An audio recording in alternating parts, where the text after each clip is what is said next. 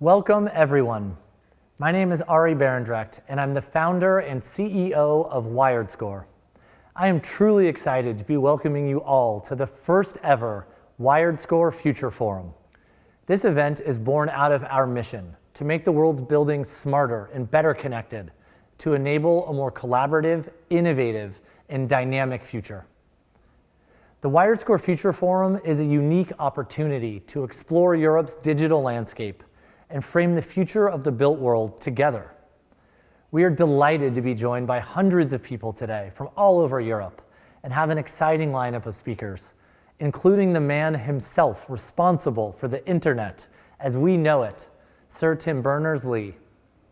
At WiredScore, we believe passionately in the power of connectivity and its ability to bring different people in different buildings in different countries together. Back in 2013, WiredScore was started as a response to our clear need for better connectivity in our offices. And what started out as a drive to improve New York's digital infrastructure and support the city's innovative businesses has led us to build a global certification platform for tech in our offices and homes. Today, over 7 million people now benefit from WiredScore and SmartScore in over 20 countries. And we are extremely proud to work with over 800 of the top landlords, all the way from here in New York to New South Wales, helping them more deeply understand their buildings, improve them, and better communicate them to the market. The rate of technological advancement and our resulting reliance on it is only accelerating. And this has profound implications for how we interact with and within the built environment. However, it's not just important for us as users, but for our planet as well, that we can harness that technology for a greater benefit. Never before has it been so important that we build buildings with users, all of us, at the heart of them. The promise of WiredScore is that we will help ensure buildings all around us are future-proof and future-ready, connecting you to all the opportunities that tomorrow brings. Thank you very much, and over to you, William.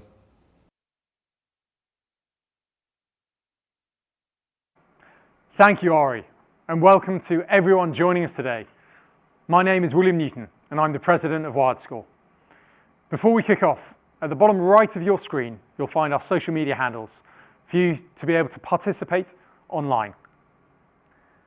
I'm going to guide you through a jam-packed agenda of really exciting speakers to kick off the first ever WiredScore Future Forum. But before I do, I want to talk a little bit about what makes today so special and our theme for this year's Future Forum, Live, Work, Connect. Over the last year and a half, the real estate industry has been at the epicenter of one of the most important events of our lifetimes. The world in which we live, work, and connect with one another has gone through significant changes, and as a result, we've borne witness to a revolution in the way we conduct our day-to-day lives. I think that this change actually creates an opportunity for the real estate industry, a chance to create a built world that supports our new ways of working and living and connecting. To dig deeper into how these changes have impacted our industry, WiredScore has commissioned the Live, Work, Connect report to help decipher the influence that the pandemic has had on our way of life and provide an understanding of what decision makers should be prioritizing. Sanjaya Ranasinghe will later cover some of the research's findings, and you'll also be able to find the full report on our website. Returning to the topic of today, the WiredScore Future Forum is a chance for us all to come together and explore the future of Europe's digital landscape. I hope you'll enjoy the agenda that we have planned. Firstly, I'm going to pass you back over to Arie, who will be talking to Sir Tim Berners-Lee, the inventor of the World Wide Web, about the evolution of the web and what the future of technology and property looks like. We'll then be joined by WiredScore's technical director, Sanj, who will talk about the impact of technological advancement within the built environment. Then we're going to dive into our first panel discussion on how real estate can adapt to hybrid working. Next up, we'll hear from Richard Pickering of Cushman & Wakefield, who will deliver a keynote on the future of cities. Our second and final panel is on the future of the digital landscape, the social, economic, and infrastructural implications. And finally, I'm going to announce the buildings and the accredited professionals launching across Europe with WiredScore and SmartScore. To continue with our topic of technological change, I'm now going to pass over to Sanjaya Ranasinghe, who will talk about the impact of technological change that it's having on the built environment and on its users.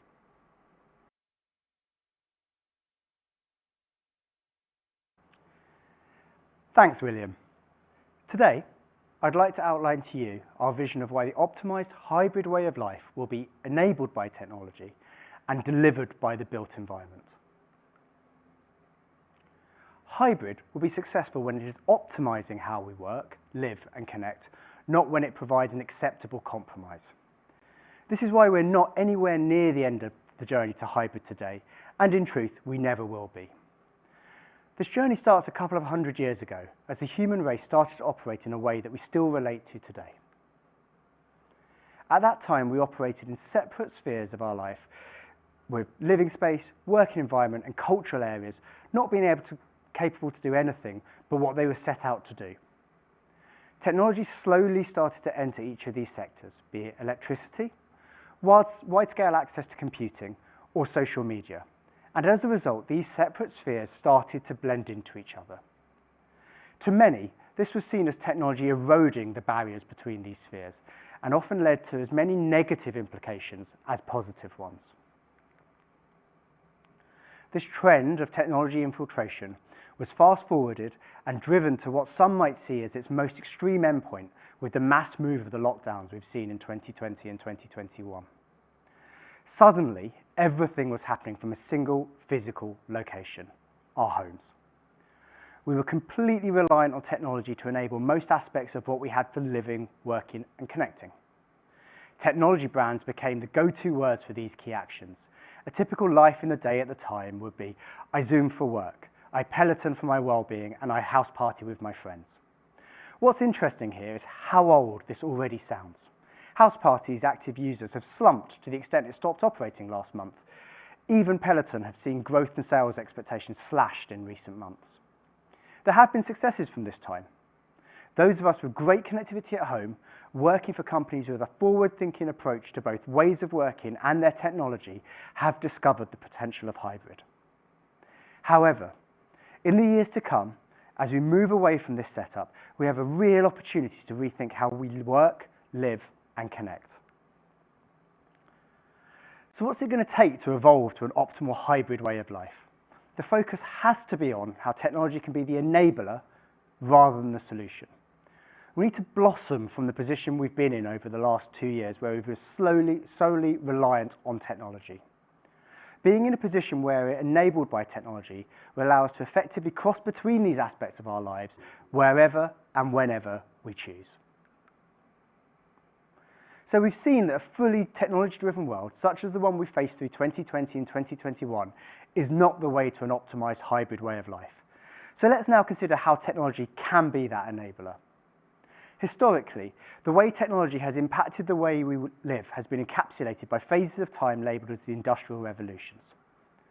General understanding is that we're currently in the fourth industrial revolution, but consideration needs to be given to us actually already being in the fifth.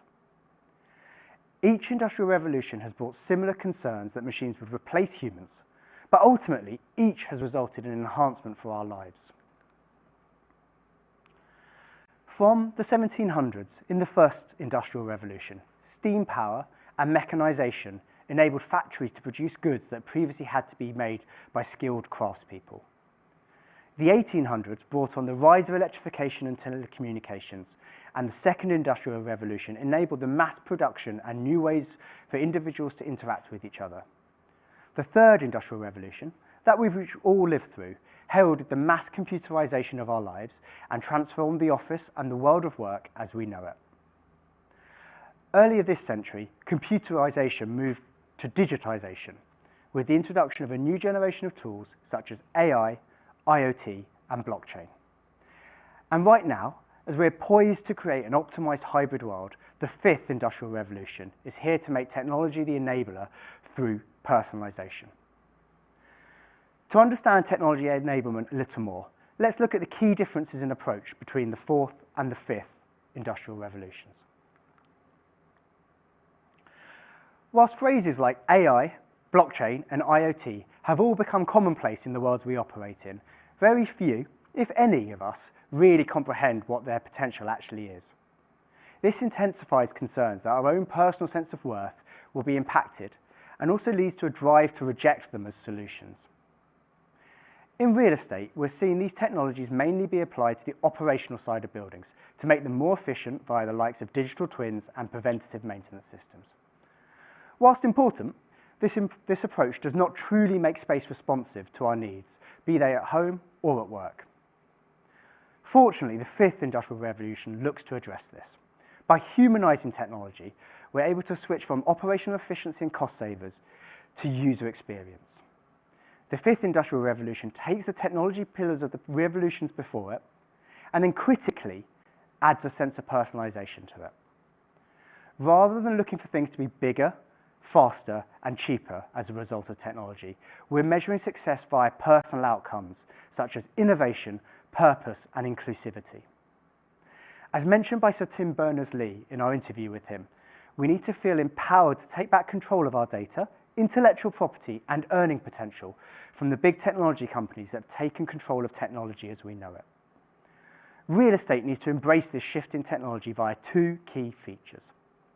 Firstly, how we interface with technology, and secondly, how we ensure our buildings are capable of delivering the promise of this fifth industrial revolution. So firstly, how we interface with technology in our homes and offices needs to change. Each industrial revolution has evolved how we interact with technology, known as the human-to-machine interface. The first industrial revolution gave us machines to replicate our actions directly and consistently. The second stopped us directly making things and gave us mechanical controls over mass production. The third added computers to interact with those mechanical controls. And the fourth added data automation to control those computers. At all these times, what has lagged behind is a true and singular focus on how we can actually collaborate with the technology around us to drive true integration. For a successful implementation of the fifth industrial revolution, we need a unified interface, a single way of getting done what we need to get done. We're seeing good progress on this in real estate, with the technological fundamentals required for this being developed, such as open standards for smart building data, along with a new breed of master systems integrator capable of delivering features that we actually need. However, multiple apps on one phone or a tablet isn't the answer, nor are multiple single pane of glass views of performance. We need a true, unified interface to meet our evolving expectations of the hybrid world. Continuing that theme of unification brings me on to the second technology enabler I'm going to cover: the future wireless communications technologies in real estate. This slide shows some of the patchwork quilt of wireless protocols any smart building needs to consider supporting. Each has its own specific purpose, be it high speed, long distance, or low power. Fundamentally, they all use radio waves to operate machine-to-machine communications, connecting everything from our computers to our phones to things that control our environment, energy consumption, and even waste creation. From a real estate perspective, we have the continuing problem that if buildings aren't appropriately set up to accommodate these wireless protocols, the technology enablement simply won't be able to happen. If we now switch to a people-centric view, the patchwork quilt of connectivity for our own requirements still exists, with Wi-Fi and mobile in particular. We have to chop and change between networks to enable us to be connected when we want to be. A way for addressing this could be on the horizon. A new generation of satellite communications is dawning on us, with the likes of Starlink from the makers of Tesla and SpaceX. This could enable us, as individuals, to be connected wherever we are in the world without having to switch between Wi-Fi and mobile, paying roaming charges, or worrying about the security of our connection, given how its delivery model has no geographic bounds. So we've seen how technology has been shaped to enable the optimized hybrid world. Now finally, let's look at what the built environment needs to do to deliver this. The challenge for everyone gathered here today is that the built environment is the key element for successfully delivering an optimized way of working, living, and connecting in a hybrid world. This quotation from our research reports brings into sharp focus what the built environment needs to do. Buildings must adapt to this challenge to become more sustainable, more customer-focused, and critically, we must be able to measure performance by becoming more technology and data-centric. There are 4 key areas to highlight and focus on in the final section of this presentation. Firstly, buildings must adapt and become better for their users, that this needs to be done in a sustainable way, and finally, we must measure performance. To start with, I want to take further insight from our research report for how buildings must adapt and become better for their users.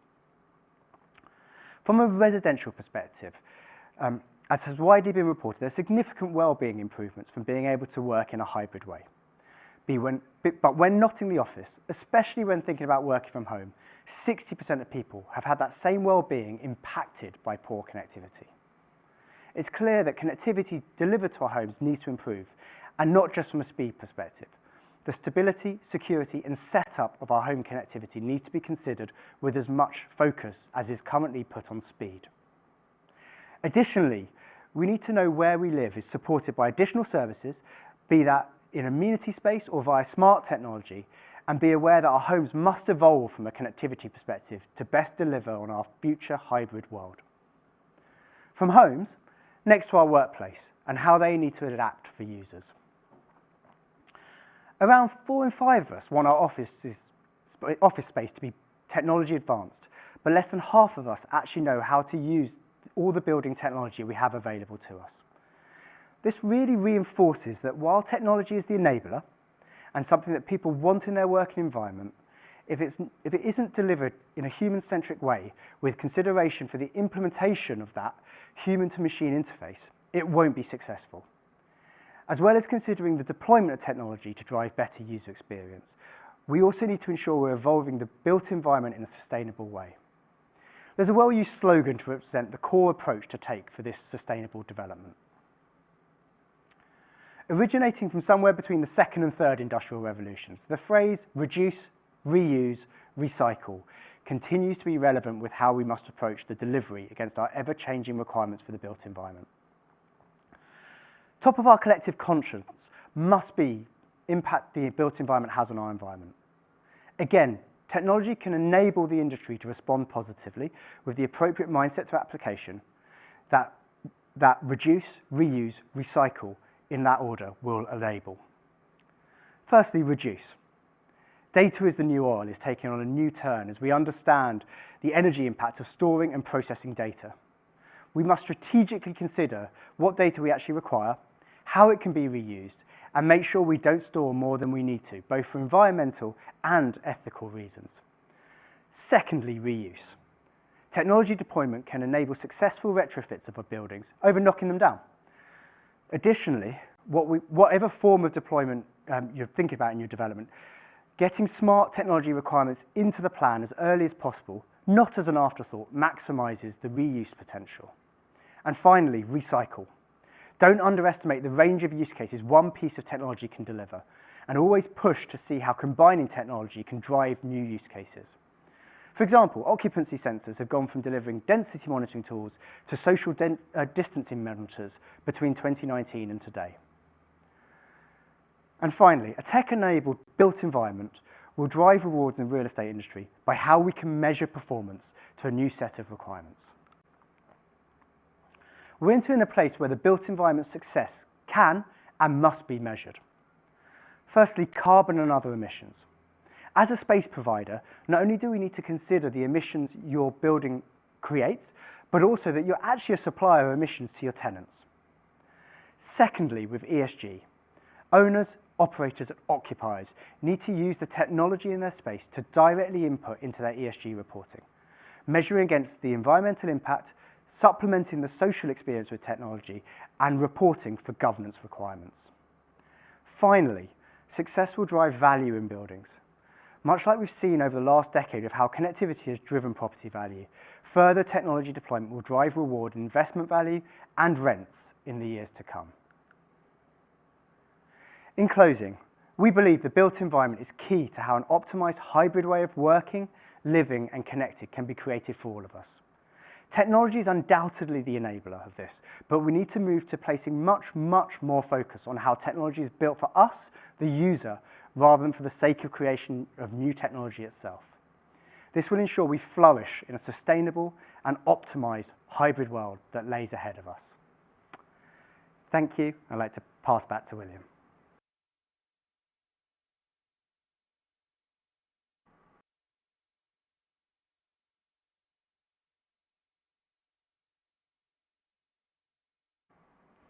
Thank you, Sanj, for those insightful thoughts. It's incredibly energizing to consider what a positive impact we can make via the built environment on the world around us.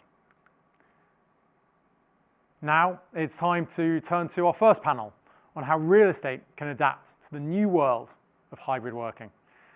I'll hand over to our moderator, Roelof Opperman, the partner and co-head of the Europe team at Fifth Wall, to introduce some of the leading thinkers from across the industry.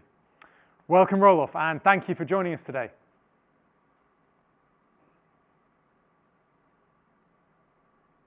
Be here, great to be talking with everyone. We've got a great panel today, and we're going to be talking about hybrid work and the future of work from some of the leading experts globally. Before I start, I've just got a quick public service announcement. There is a Q&A button that you should have, and so feel free to be asking questions in the Q&A there. We have a Q&A session at the end, but as you have questions, feel free to put them in there, and then at the end we'll answer them. Great panel today. I'm going to introduce them one by one. So we have Despina Katsakakis, Global Head of Total Workplace, Cushman & Wakefield. We have Paul Begast, Head of Property Standards from RICS. We have Philip Boyer, Director Relations Institucionales and Innovation at Covivio. We also have Ronan Giorno, an old friend of mine, Senior Managing Director, European Head of Management Services and Operations at Hines. So great to have everyone here. Really excited to talk about this topic. I guess, Despina, starting with you, in a lot of ways, we've had a shift in the living and working habits post-pandemic that really has resulted in, user needs and expectations changing quite dramatically. And so what role do you think real estate plays in responding to these changes? Thank you. This is a great question. Of course, it's something we've all experienced very personally in the last couple of years. I think what we've seen is that the pandemic has dramatically changed all of our perceptions and accelerated trends of how we will live and work in the future. For many businesses, I think home working during lockdown provided a proof of concept that employees can still be productive remotely, and certainly has encouraged a debate around the extent to which they're planning to allow employees to work from home for at least part of the working week, if not more. However, it's really interesting to note that while home working can bring benefits such as reduced commuting and flexibility, it also brings a lot of disadvantages. So our research of over 125,000 participants definitely shows that while people have continued to work remotely, they're still struggling to stay connected with colleagues and organizational culture, and they're missing that mentoring, teaming, and social opportunities. This is, I think, particularly important for career development of younger employees, and they're the ones that have suffered the most working remotely during the last 2 years. Having said all that, it's still important to note from an expectations perspective that 78% of people expect flexibility and choice moving forward. So the future of work and place, it's not going to be binary regarding the office or remote. It'll be about balancing the home, the office, and third places to support functional needs, convenience, well-being. And in some ways, the more we can work remotely, the more significant the role of place becomes. And offices will continue to have a very important role and a new purpose to foster collaboration, community, friendships, and all the associated productivity, social, mental health benefits. So, as we have greater choice of where we work from, there's a lot more pressure to create inspiring destinations that support people to do their work better, that support well-being. We have no doubt all become air quality experts in the last couple of years. So we now recognize Yes. that the built environment actively supports us. So a lot of implications for design and operations will be significant in terms of offices. And finally, kind of most importantly, space, as we heard from the previous discussions, will be supported in a completely dynamic way by real-time data. And I think that's probably one of the most exciting areas of innovation, the ability to leverage data to help manage space utilization, carbon reduction, and user experience and well-being. No, that's great. No, I great points there, and I think what you're highlighting, right, is that shift of expectation versus the physical reality, and how it's kind of misaligned right now, right? And so I Yeah. guess Ronan, going to that, I think in a lot of ways there's been kind of a changing purpose of office, and that's really challenged landlords, including Hines, one of the biggest landlords I think in the world, to kind of evolve their products, right, and match the new needs of the occupiers. You've had this expectation shift, and then real estate companies and landlords realizing, oh my gosh, like we're not producing what people want, really, right? I guess, how do you see the future of hybrid working? And I guess, what are the quick wins you could give guidance to for landlords and owners? Obviously, Hines being kind of a leading owner operator out there. Yeah, no, that's a great question, and I'll share with you what we're doing. So, I think the starting point, and it may sound obvious, but really to recognize that the whole built environment is about human experience. Yes, it is about investment. Yes, it's about placemaking, but at the heart of it, as we heard in the introduction, it's all about human experience. And with that, for landlords and operators to recognize that the people who pay the rent are our clients. And we need to have a very consistent, meaningful way in which we engage them, and really be authentic about that. Simplify the touch points that our tenants, our clients have with us. The industry is fairly fragmented, and I think we need to help them overcome that. As Despina said, I think it's a joint effort between operators, landlords, and clients to deploy the right tools to collect data, but not only collect data, but also enable some meaningful benchmarking between locations, between assets. It's one thing collecting data about efficiency and experience, but if you really don't know how good is good, what do you do that? I think another area is looking at the amenities that you offer in that destination as a landlord with the ecosystem of providers around you, and make sure that you align the offering with what your key clients are expecting and how their internal clients' needs are changing, expectations are changing. And when I say internal clients, I mean the employees of every large occupier.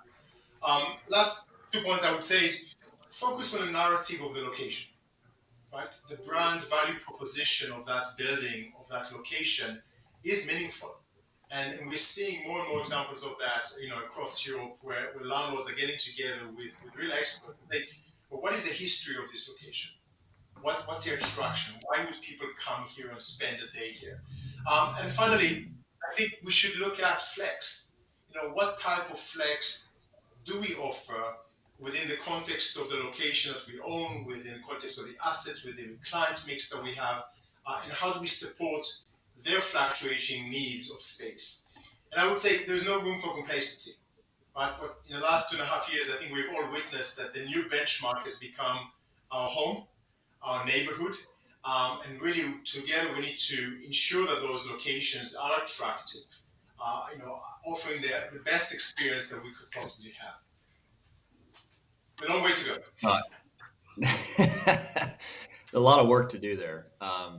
But I love that phrase. I mean, I think I get to live in London, and there's so many inspirational places to go visit, right? Churches, old buildings, and there is something about a great workspace that just is inspirational. And I think that does bring people back.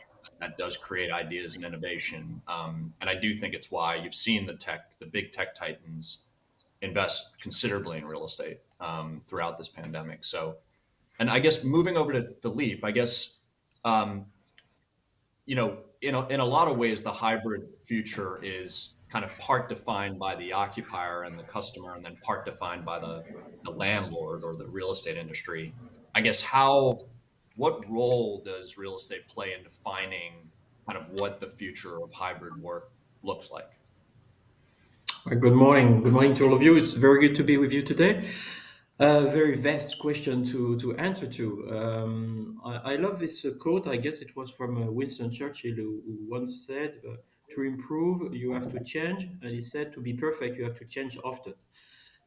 I think that the real estate industry is a little bit like Churchill said, always adapting to something new. And for sure, this is what has been said before, COVID-19 has boosted new ways of working.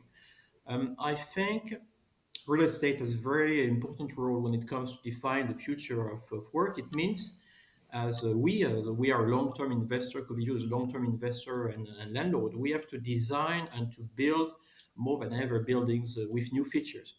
The first priority for companies such as Covivio is to design spaces that attract people back and retain them.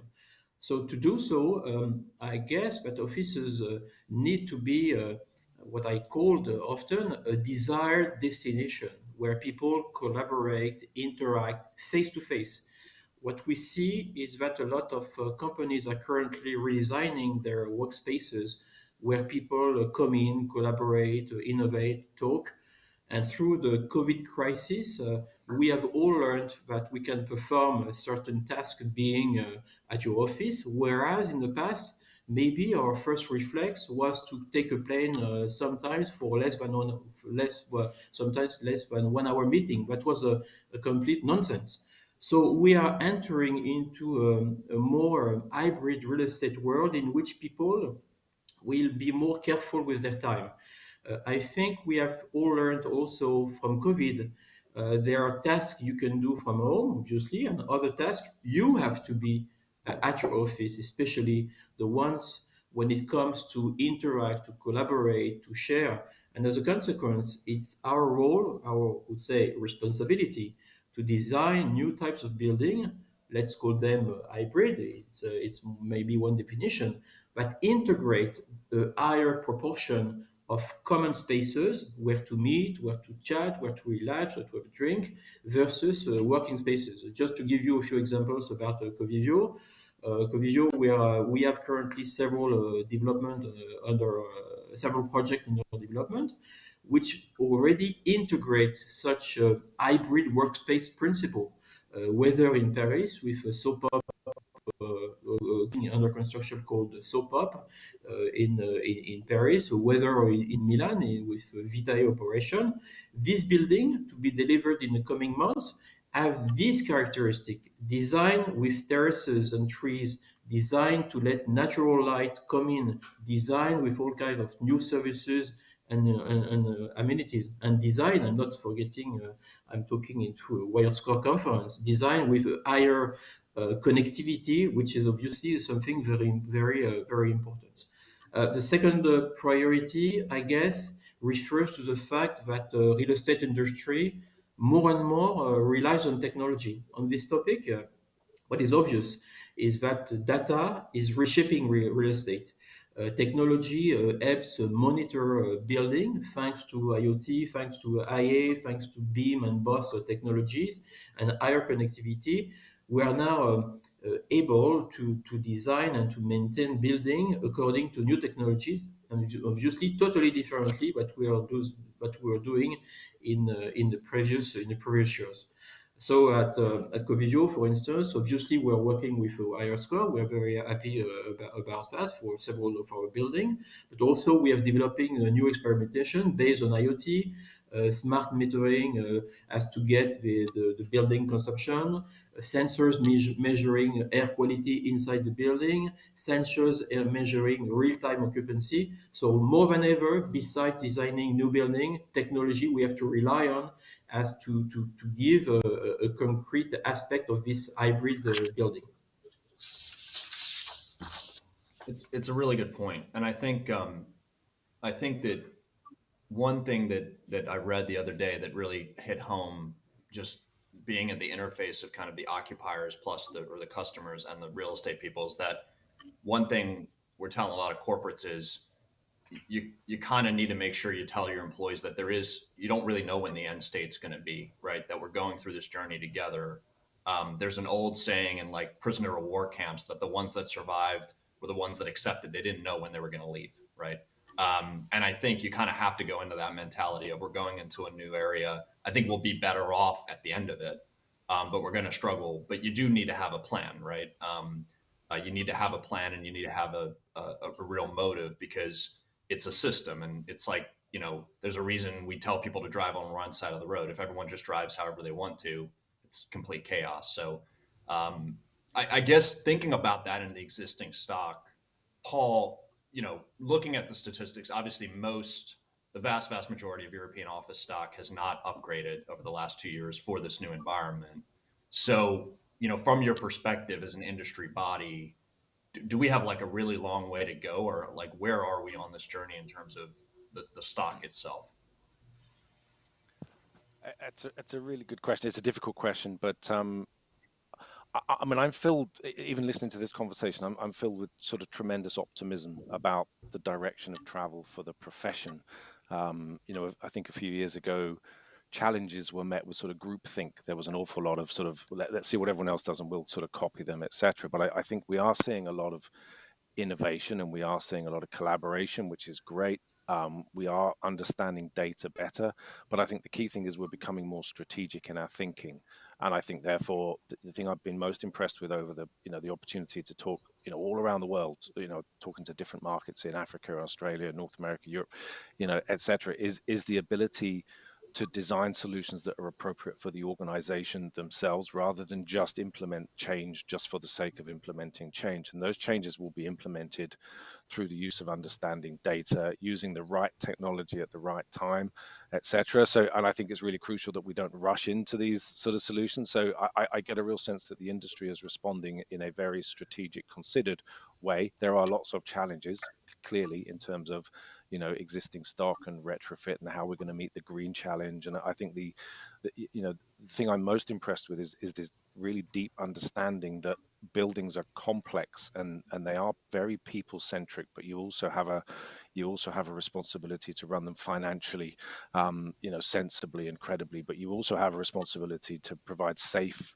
compliant spaces, and those things are all very connected through data, and therefore the decisions you're going to make will be connected by using that data well. And therefore, whilst it's difficult to say, well, there isn't one size that will fit all. Every organization will take a view, and I think that's real progress for our industry, that the property industry is able to kind of take that very strategic approach to make sure organizations do the right thing for them, rather than just saying, well, everybody else is doing this, we'll do that. So in terms of the future of buildings, clearly there will be lots of change and lots of sort of redesign. The RICS research will tell you that that's happening, but I think it's encouraging that we are sort of taking our time to think about that very strategically, and there isn't one size that's going to fit every organization, and that's exactly the right thing to do. So that I think is very encouraging.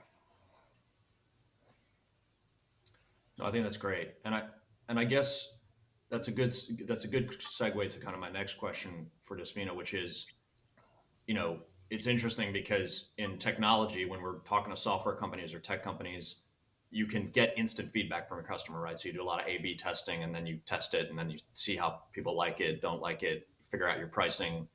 It's a little harder in the built world, right? But there is this kind of feedback loop that's helping. But I guess at a broader perspective, what role do you think technology will play in this kind of hybrid transition, let's call it, as we move forward? Well, I think, as we heard from Philippe, technology is going to be critical to enable the transformation we've been discussing. But we need to kind of set it in context, right? The first imperative will be absolutely the need for carbon reduction when we look at buildings and what the impact is that they have on carbon. And we know that traditional building operations and management will just not be sufficient to ensure the long-term viabilities in terms of delivering environmental targets. So the need to reduce whole life carbon will require technology to manage the end-to-end building operations in real time with a more proactive and eventually predictive approach.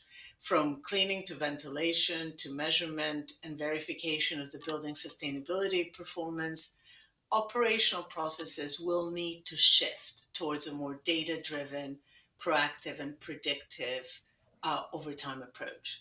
Now, alongside the sustainability drivers, of course, there are the imperatives to manage cost and user experience effectively, particularly as we move to this more dynamic use of buildings with hybrid working. And, you know, utilization and cost of space is really interesting because if we look at pre-pandemic, typical office space utilization was 50% of the typical workday. So we were kind of working in a hybrid way, but not recognizing it. But that's not viable moving forward. So the need to have reliable multi-source data to validate the effective utilization of space will be another key requirement. And of course, as we've discussed, the user expectations have completely changed as employees now want to be able to find and book the right space to support their individual or collaborative work needs. They want to co-locate with the people they collaborate with. They also expect to track the environmental factors in the building that impact them. And all of that alongside accessing amenities and services and personalizing the experience. And as we heard earlier, all of that delivered in a very human-centric way. So having the technology infrastructure to future-proof and enable that user functionality will be absolutely essential. And I suppose the big challenge is there's so much innovation happening in this space that there's a critical need for frameworks to help both occupiers and landlords to navigate the appropriate solutions that can effectively and securely manage data to deliver value to the individual, value to the organization, and ultimately value to society. Ronan, I see you shaking your head there. I mean, anything to add on that point? No, I think this, just to build on this, on the Spinner's thoughts there. I think that what we've seen pre-COVID, and I think what we're going to see accelerated, is that large occupiers are digging into data, right? They want to understand real utilization. They want to understand what the current office occupancy is translating into in terms of carbon footprint. And equally important, they are engaging their employees. They want to understand expectations. And if you triangulate these data points, it's leading many occupiers to the conclusion that they need to optimize their footprint, reinvest in what they retain. But at the same time, if they're looking at new locations, then perhaps they're willing to spend more for less. So perhaps smaller footprint, but higher quality location, higher quality building, with better ESG credentials. Perhaps locations with greater amount of amenities and services, because they know that we are never truly going to go back to 100% occupancy. We never had it before COVID. So I think what the last thing I would add is that we should not lose sight of what the tech industry has taught us. It's okay for occupiers to experiment and then reiterate. You don't have to freeze your occupancy plan for 10 years. Just accept that you're going to reiterate every 12 months, every 24 months. Despina, I think you had something to add there. Yeah, I think the points that Ronan made are really very important. This issue about reducing footprint, but also improving and enhancing the experience. And I think as we blend work and life and have a greater focus on the social elements of ESG targets, there's really an opportunity for landlords like Heinz, like Brennan, to create greater permeability in new developments and leverage public realm to promote what I tend to call spatial equity to improve both the experience of users and community engagement. So I think we're going to see technology not just invested within the building itself and the user experience, but the wider community impact as well. That's a really good point. And I think at a high level, something we kind of talk about at Fifth Wall is kind of viewing the space as, you know, a workplace is just like a software tool, right? There's an ROI there, and companies should be willing to pay for higher productivity spaces, right? And it should be there's a synergy there that should be shared, right? If they're getting higher productivity out of their workforce through a better workspace, they should be willing to pay more, right? And I do think they will be. And that's where I think the data that we're focusing on a lot, and I focus on a lot, is productivity data. Because I do think that that'll be very interesting to watch as we go through that. Now, there's a million different ways to measure it, but I do think that'll be interesting.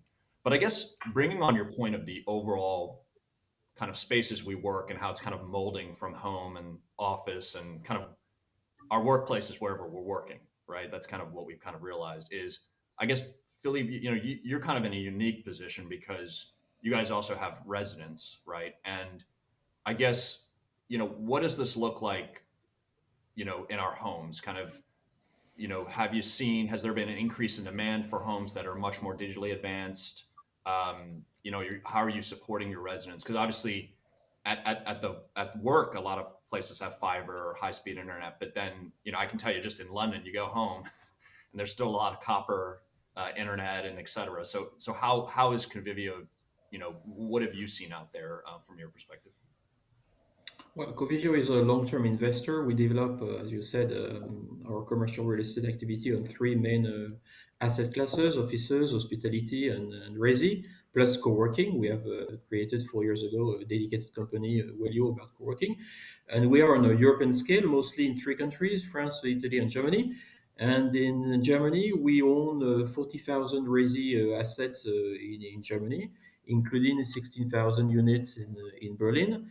And by the way, we have also the plan to build additional 3,000 units over the next years. So to answer your question, and regarding technology, I have the conviction that we have to find the right balance between, I would say, full digitalization, which sometimes is too much and does not fit what our clients and want or need, and the right digitalization. What I mean by right digitalization is the fact that we have to provide at least good connectivity. This is more than ever important due to the fact that home working for 1, 2, or even 3 days a week, sometimes more. So we have to answer the strong demand for Internet of Things, which means once again providing a good connection quality inside the home. And besides digitalization, we also have to provide a good environment thanks to large windows to let natural light to come in, or in balconies once again, in order to take fresh air or even sometimes work from outside. Just to give you an anecdote, during the first shutdown in France, there was a large survey which has been conducted asking people if they were happy with their apartment, especially in big cities, and what they were missing of, what they were dreaming of. And the main results of this poll show that people wanted at least three things. First, natural light. Second, balconies on a room, and a room to work in a safe and peaceful condition, including good connection.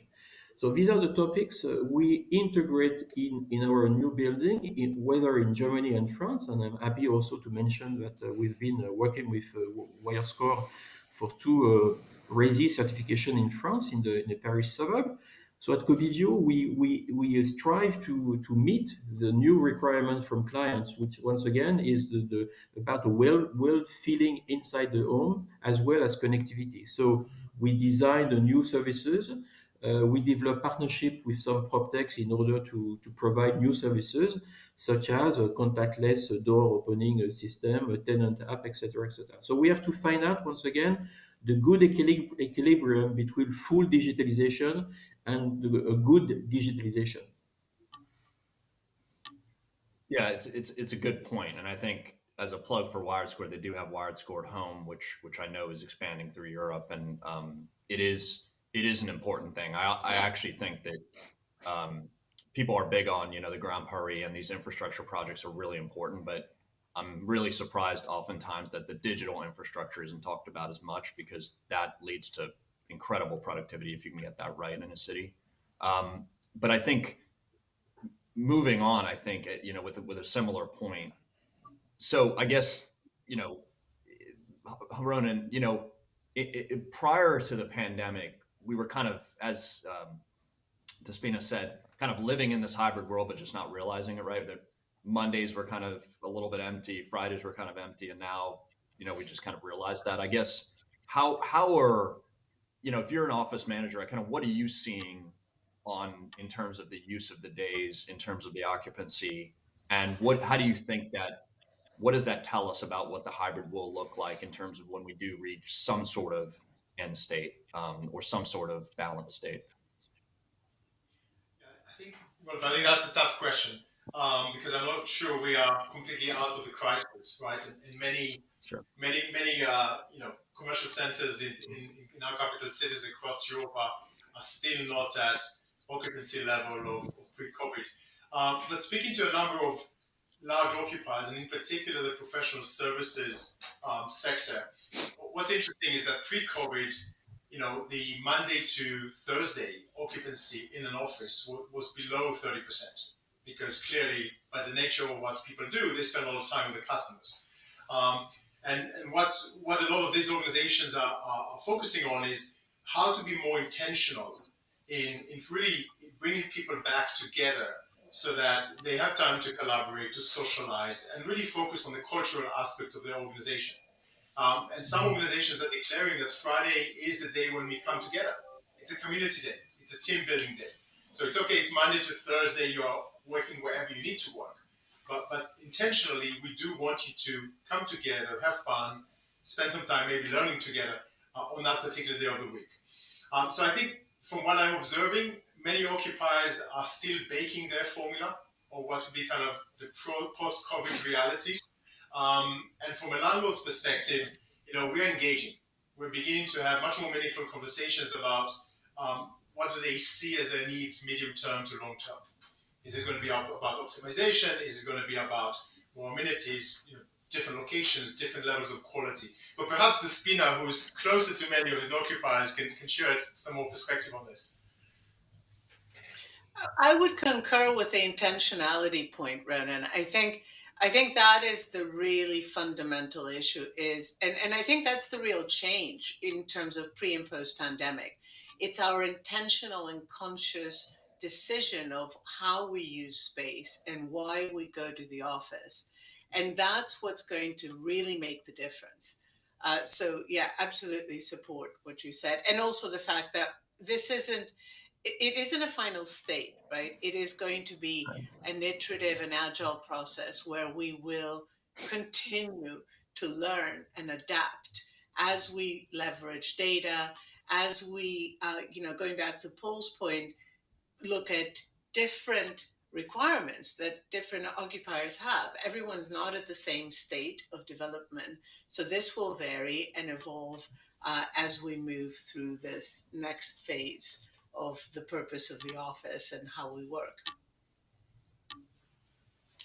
It's a great point, and I think the question then is, again, it's a question of what the end state is, or not end state, but perhaps just kind of normal state. But I think that the question then is, when we get kind of a balance, what do we do with that unused space, right? Because obviously that's an opportunity cost that's kind of lost, and so I do think tech will play a role there, but just as much. I think it's going to be up to the landlords and the occupiers, right? And I think Ronan, we had talked about this before on this.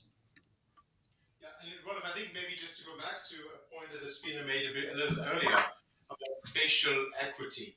I think in many large mixed-use locations, landlords are trying to figure out, how do I make this a 7 days a week destination that is not only for the office occupant, but also for the people who are using, my F&B or using my retail, using civic functions.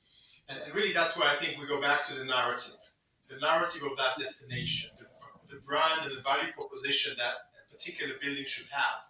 And then you kind of diffuse a little bit that need that this is a Monday to Friday only use. It becomes a 7 days a week destination. It is accessible to a much wider sector of the community and society. And therefore, hopefully it will be attractive enough to generate the returns that everyone is expecting. Paul, I see you furiously shaking your head there, so I'm gonna let you come in now. No, Unless you're listening to it's a some great music com- we can't hear or something. So It's yeah, no, yeah, it's great. It's look, for me, I work for RSCS. RSCS is kind of famous for measuring things, and I think that what are we measuring is the kind of crucial thing. I think what we're talking about here is an industry that's adding tremendous value and is very strategic and is being expected to deliver. So, and I think that sort of point that we're looking at very closely is, what are we actually measuring to create those meaningful benchmarks to be able to kind of demonstrate value? And that's changing, but that doesn't necessarily mean that we should, ignore the traditional things we measured as well. So, we're working on a piece of work, and the team at Wired have been really helpful about developing a sort of standard that talks about cost and compliance and function. Those are things you need to measure, how big, but also you need to link them to sustainability and performance. And somebody talked about contactless, doors, etc. That's a great piece of sort of compliance and function that will cost something, but that will benefit you in terms of the user. So I think the conversation around what we measure and why and how we use that to demonstrate value is really interesting. And I know, this conversation is more about offices, but I think that those concepts and principles, we can learn an awful lot in every sector. We can talk about schools and hospitals, and I think that's really important, that we learn these lessons. So I think the measurement piece is the key for me, about demonstrating that value, and that's why we need these collaborative kind of exercises where we learn from each other. yeah, absolutely. No, I agree. And I guess that segues nice into the next question, Paul, which is, obviously you're in a unique position being kind of an industry body. Um, do you think it's important to have the common standards in the current climate? And I guess what opportunities does that bring for yourselves and for your constituents? I think it's critical. I mean, absolutely critical that we have some common standards that we can all benchmark against. And I think the key, there is so much innovation and so much collaboration that is really meaningful now, and talking to the team at Wired and engaging with the Wired, there are so many different players in the industry now that the need for us to kind of be able to agree some common frameworks is really important, I think. But I think the appetite for that has never been greater. I mean, conversations like today to bring, the industry is different. We have a lot of tech coming into it. We have lots of, really engaged occupiers, really forward-thinking landlords, and very clued up tenants, and I think we need to kind of bring those people together under common standards to be able to kind of benchmark meaningfully. And that's really what we're focused on. So taking the industry beyond that sort of, let's just measure how big the space is, that doesn't tell you much. Let's just measure how warm the building is, that doesn't tell you much. Linking it to that people-centric approach. We've got a huge expectation. We have to deliver on the sustainability challenge. We have to deliver on the experience to get people back to buildings, and we have to measure that. And that's really why we need the common standards. We're going to have to prove that we've added that value whilst providing safe, functional spaces as well. It's an incredibly complex, connected space that we're in, but the data is the thing that's going to enable us to do that. So that's really, I think, but I think that's where the opportunity for standards will be. Great. No, that's awesome. And we've gotten a lot of questions from the audience, so I want to make sure we try to answer as many as we can. I'm going to start with the first one, which I think is a great question. Whoever asked it, which is, how do you get the balance of technology and user requirements right? I'm going to start with Ronan, but other people jump in afterwards if you have thoughts.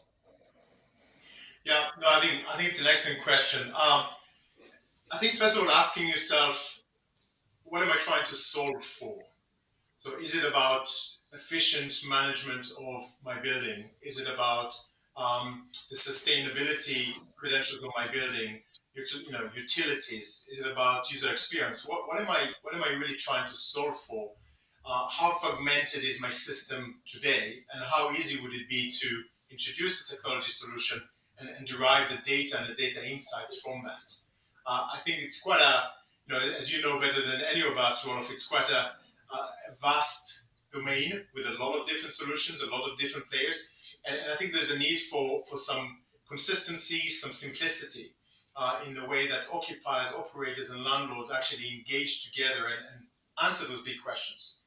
Otherwise, we're in danger of just deploying a lot of technology, not using it efficiently, and not really extracting the data and the insights to do something meaningful with it. I think that asking yourself the question, what am I solving for? I think would be a great starting point. Kind of first principles type framework, in a sense. Okay. Despina, any thoughts there? Yeah, I think that, back to kind of the outcomes we're trying to achieve is really critical, because I think there's just so much going on in this space, and being able to understand the why, right? I set this as a theme for clients, both in terms of the office and the technology they want to try and use. So why do you want to collect data about something? What is the outcome you're trying to achieve? Begins to set the expectation barriers and the assessment. And I think someone during an earlier discussion, it might have been Renan, said something about being able to benchmark. So when you're measuring something, how do you know how well you're doing? And how do you begin to benchmark it? That is, I think, critical for us as an industry. And we will see more and more requirement for that, standardized sets of metrics to allow people to be able to understand where they are, where their aspiration is, and how they can use data and technology to help that journey. That's great. And I think, maybe Philippe will pull you in here on the next question. It says, how do you as a landlord know what the changing needs of your occupiers are? And I think the question is probably more practical. So do you carry out research? Do you have open conversations with our key stakeholders? What is the practical thing someone could take away from how a big, kind of prestigious owner occupier, developer and owner, like Covivio works with their tenants and customers? It's both easy and not easy to answer this question. On the easiest part is the fact that each year and several times a year we conduct surveys directly toward our clients, asking them what they need, if they are happy with the working space they have rented. So this is the easiest way. Plus, we tried I'm in charge of innovation, so we try. That in innovation we have to try a lot and see at the end what is very interesting and what is creating value. So we tried several things. For instance, I mentioned the fact that we were also relying on IoT, on sensors, in order to measure space occupancy in some of our building. We do such experimentation with our clients. So we share the results of the experimentation with the clients, saying to them what we have seen in terms of conclusion, and we share this experimentation, and so we have direct feedback from our clients of what they are expecting in terms of innovation. And Ronan, any thoughts there? I see you shaking your head there. Well, I think so. I completely agree with what we just heard from Covivio, but I think when you have large occupiers, you need to develop a framework that enables your team to engage with them in a consistent manner, that everybody understands the ground rules, if you like, of engagement. What is the agenda? What topics should we discuss? Collect that, analyze it, really listen authentically. At the same time, I think it's a change of mindset. don't believe that all investors, all landlords fully yet recognize that tenants are clients, and that we do need to start looking at them through that lens, that they have real needs and their needs are changing very fast, and we need to listen and engage and realign what we do. Despina, I see you shaking Yeah, your head I'll also. just add something to what Ronan just said, and I think that's a really great point. And there's something about, as we talk about technology and occupier engagement, the real opportunity technology gives us is that it brings us a lens to be able to align subjective and objective data. And the only way that you can really understand what actually is happening is to be able to bridge those two types of data sets. And I think that's what becomes a really exciting opportunity moving forward, engaging occupiers differently and leveraging the data from the building to give you that combination to create new breakthrough. Yeah, I think that's right. And Paul, any additional thoughts on that particular topic? No, just to absolutely echo that. I think that's exactly it. That alignment between subjective and objective is really interesting, and that's exactly where the industry is. So it's a very exciting period to see how people are developing that, and I think that's where we need some consistency around the measurement piece. But yeah, I couldn't agree more. That's great. Well, we're coming up on our end. They've asked me. I have the envious task of summarizing what we just talked about. So we've had a lot of topics. I think one theme I'm probably taking is, one, the workplace still is central to working, right? And whether that's the workplace at home or in an office building. Secondly, the workplace is a productivity tool, just like any technology.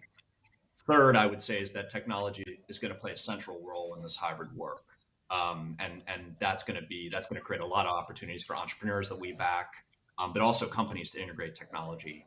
And I think fourth, probably most importantly, is really now the real estate industry went from kind of tenant landlord to service provider and customer, right? And that means that there needs to be a connection between the occupiers and the landlords themselves. There needs to be a dialogue. There needs to be a feedback loop that I think, I may say, I don't think existed before now. And so I think that in a lot of ways, that full circle of that kind of A/B testing, right, is coming to the real estate world. It's no longer, here's a building, live in it. It's, here's a building, doesn't meet your needs. How can we change it? How can we improve it?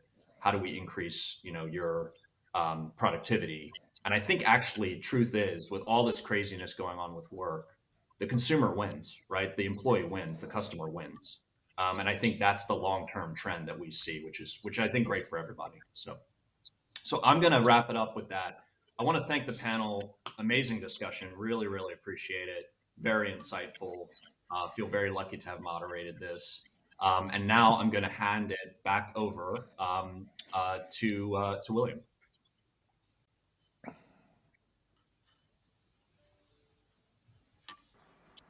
Thank you to Roelof and to all of our panelists. It's now my great pleasure to introduce you to our next speaker, Richard Pickering. Richard is the Chief Strategy Officer for the UK at Cushman & Wakefield, and he also co-heads the EMEA's Future Programme. He's going to be talking about the future of our cities. Richard, over to you.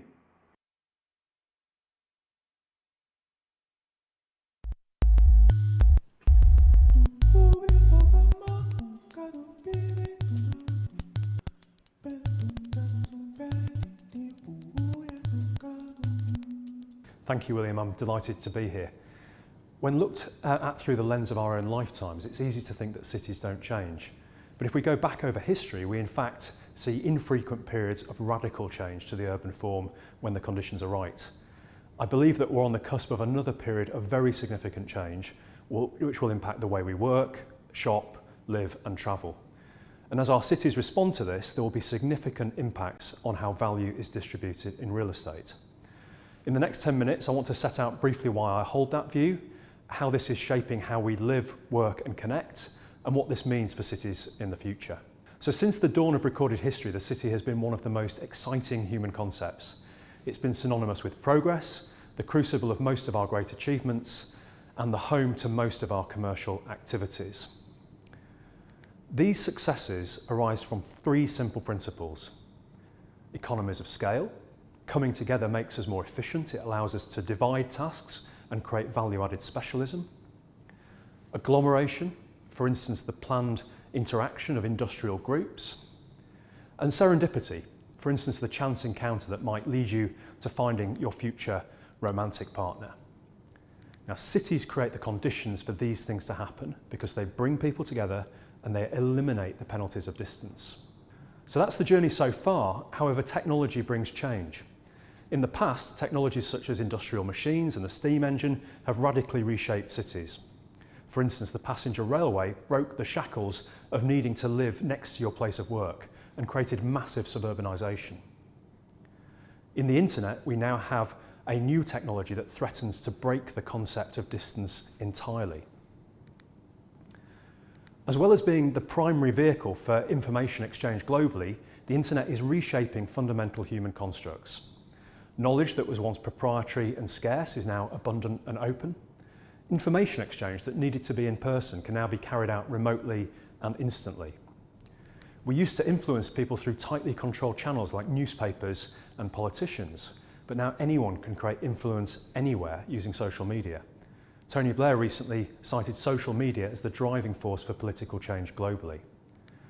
Processes that used to be reliant on human labour have been replaced by digital industrialism, and decisions that were previously informed by considered expert opinion are now being determined by instantaneous analysis of big data and aggregated peer reviews. The combination of these is huge, but it's also changing our economy. Fundamentally, we're shifting from an economy based on the movement of people and the movement of goods to one where the primary movement is now of ideas and information. Tangible assets are now worth less on business balance sheets than intangible assets. And about half of businesses are now classified as knowledge intensive, and it's these ones that are growing the most quickly. These new knowledge assets can be transferred instantly and essentially cost-free. The implication is that people no longer need to be near each other in dense urban environments to elicit the same benefits of scale and agglomeration. The concept of distance is being broken. Since cities were invented, there has always been a premium for central real estate. The further you farm a field from the marketplace, the less value that field has because of the cost, time and inconvenience of having to travel to the marketplace. The same is true today for residential assets. In fact, our regression models show that 70% of the value of just about any real estate asset is explained by its distance from an optimum, usually central location. But if we can now connect in new ways using digital technology, then the game changes, and value in real estate will be, I think, redistributed. It will change where we live. If, for instance, enabled by the internet, we choose to commute less often, then I suspect people will be willing to accept longer commutes on the days that they do. Logically, therefore, people might increasingly choose to live either further away from the centre, where they can get more for their money, or even relocate to smaller, vibrant towns and cities that offer greater quality of life, away from some of the challenges of our global metropolises. More radically, it could change where we work. We've proven over the last year that a lot of clerical work can be performed in your home, say 10 miles away from your office. However, if work can be done 10 miles away, it can be done 5,000 miles away. And if it can be done 5,000 miles away, it can be done 10 times cheaper. For the first time in history, the value of working has become divorced from the cost of living. And in the short term, this offers opportunities for the employee, but in the longer term, the advantage will be with the employer to source cheaper labour. I think we'll start to see a disconnect from those roles which require regular market-facing day-to-day interaction and those that don't, with the latter roles increasingly being dispersed to cheaper locations. It will also change what we do in our city centres. As I said earlier, one of the value propositions of cities is that they enable interaction, both planned and serendipitous. For most people, these high-value emotional or empathetic connections are of higher quality when performed in person. And I think that will stay the case for some time to come. But at the moment, our city centres house all forms of work and shopping activity, be they solitary focused activities or these high value combinational activities. Again, it feels logical that the former are the ones that are likely to be done at home in the future, which means that our city centres will increasingly double down on the exciting, combinational and fun activities, which feels to me like a positive step. Nevertheless, we're going to need to find new ways of bridging connections between what will now be multiple modes and multiple venues of work. There's been a lot of talk around hybrid working in the past year, but that's the tip of the iceberg. What we should really be talking about is hybrid reality. The challenge with our current mode of hybrid working is that it lacks serendipity. There are no chance connections on Teams or Zoom, but new technologies are set to change that. We're already starting to see the emergence of virtual workspaces that allow you to interact with both office and home-based colleagues in much more ergonomic ways that promote collaboration. This is one that I trialled in the last month called Gather. Now take this and imagine that the floor plates were an exact twin of your own office floor plate, so you can now go and find somebody at their actual desk. And why not pop into your New York office for the day and do the same? Then using IoT and wearables, imagine that you can see exactly who is in the office and where, no matter where you are. And using virtual reality, you can walk around the actual office from a remote location and bump into real people. Or using augmented reality, you could take a stroll around your actual offices with virtual colleagues. Now, none of this is science fiction, and that technology already exists, and I'm convinced that this will be the future mode of clerical work. But our offices and potentially our homes will need to be tooled up to deliver this, which means excellent digital connectivity and IoT embedded by design. So what might this mean for the future of our cities? Well, to answer this question, a few of us at Cushman's workshopped various scenarios for the future and arrived at two critical uncertainties. Firstly, the rate of urbanisation or de-urbanisation, and secondly, the extent to which our activities become more impacted by digitalisation and virtualisation. And that results in the four scenarios you see on the grid here. Our historic position is based on high urbanisation and low virtualisation, and is therefore characterised by high density person-to-person contact. We've called this one social animals. Despite the events of the last year, we consider it unlikely that people will disconnect from society and become recluses. However, we did think that a new society where virtual distant connections take more precedence was quite possible. We call that the matrix. And finally, there's a potentially exciting model in the top right here where augmented high density contact becomes the norm. So which is it? Well, none of them and all of them. The future city will be a hybrid of these scenarios. I think inertia is powerful and that most of us will stay, for that reason, in the bottom right corner. But the drift we will see is into the top two scenarios, very much dependent on stage of life and demographic factors. Against the gloomy visions and narratives portrayed in popular media about the city of the future, I hold an exciting vision for cities in 2040.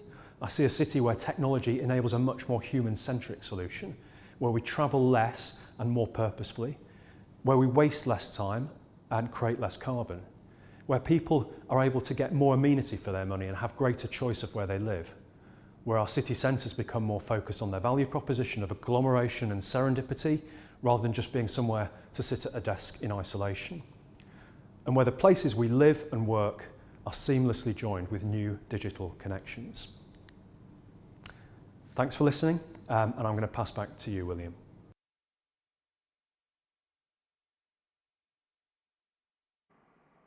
Thank you, Richard. I think your point about shifting from an economy that's based on the movement of people and goods to one where the primary movement is now of ideas and of information really, really resonates. It also reiterates the point that Sir Tim was making earlier about the importance of data and how we can use that as an information to create hybrid societies that benefit from people's experiences and perspectives, and different people and different experiences coming together from across the world to better inform the future that we all want to live.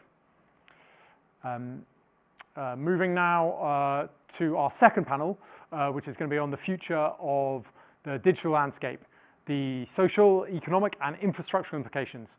I'm going to hand over to Joe Miller, the Frankfurt correspondent for the Financial Times. Joe, thank you for being with us today. Thank you very much, William. I hope everyone can hear me and see me.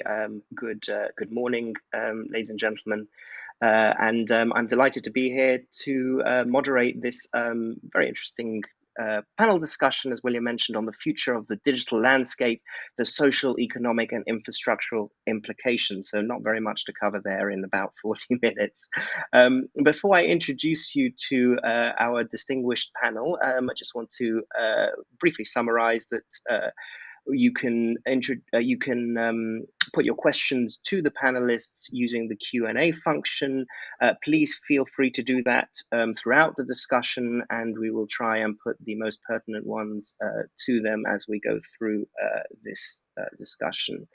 Now, without further ado, I thought I would introduce our panelists. We have with us Christina Ovschonka, Managing Director and Head of Core Funds at AEW. Here in Germany, we have Anna Strongman, the CEO of Oxford University Development. We have Javier Kendellen-Williams, Head of Valuation and Advisory for EMEA at CBRE, and Anna Cunha-Crubelier, I hope I pronounced that correctly, a Real Estate Senior Director at Deans Group. I had to go anyhow. So, as we've been hearing today, technology is essential to our ability to live, work, and connect. That's taken as a given if you've attended this forum. And it's also taken as a given is that this has profound implications for how we interact with the built environment, of course. And what matters now is harnessing that technology to the greater benefit of us all. And we have experts on that topic with us today. So I thought I'd kick off with a question to you, Anna. I should say Anna Cunha-Crubelier. Well, I'll tell you what, I'll say Anna Strongman or Anna Cunha-Crubelier if I Anna C. Let's say Anna C. There's been a shift in focus on the impact of technology towards people and the environment rather than the advancement of technology itself. In your opinion, how can the industry build better and develop assets with the needs of the user at the heart of every project? Well, I think that after all, it's people who use buildings, people who manages buildings, and people who trade buildings as assets with a specific value. One key issue for me is the purpose and how we can optimize the design or the operations for improved resilience of these buildings, and a matter of defining timely and integrated strategy to support multiple performance goals. And when I say that, I mean flexibility, well-being, people, health and well-being, resource efficiency, and clearly decarbonization, so that we can do more with less. And technology shall be seen as an enhancer for that, but not the key element in the process. And it shall be seen how this integrated approach can resolve properly matters of also data privacy and cybersecurity linked to building systems and people information. I don't think that when dealing with smart buildings or with the new issues of technology, we shall see real estate as simply an addition of technologies, but rather as a result of a global thinking and strategy that takes into consideration new obligations of performance, new regulations, that considers what we want to measure, what we need to report on or act on, what are the needed KPIs or benchmarks for an improved decision-making with reliable data. And new working modes that were mentioned before in the previous panel, at the benefit of all of people, users, occupiers, visitors, and operators of buildings. Well, all this is impacted by the infrastructure that you put in the building that impacts finally what you can do inside. So there is a shift at Deans, we see it, a shift in how we design buildings, how certain questions or topics are called to be mentioned or defined earlier compared to a traditional process, and in a more comprehensive manner than before. And as we see our engineering changing at Deans, we see it also with the rest of the market, and there is a need for that. So although this technology is still not well known by the real estate players in general. So we're all moving fast and after all, not as fast as technology. We need clearly to well understand the goals of the future use of these buildings, whether new or renovated, that actually will then orient the choices that are done in terms of infrastructure of the building, the technical or software, let's say, data infrastructure. And I think that we must not forget that as technology is not a mean or the proposal itself, we shall bear in mind this digital transition paired with environmental sustainable transition. So how one can serve the other for decarbonization, health and well-being. So because I believe that the assets can only be more valuable and resilient if we mix both instead of developing separately. So in this context of smart buildings, I think we need to learn all how to smartly design smart buildings, to think of their future use, the services that we are willing or aiming to provide, not just today, but tomorrow, the flexibility, and when technology shall not be a goal in itself, but actually a vehicle, an enabler, as it was mentioned before, to amplify the spectrum of usage for people and the use of data.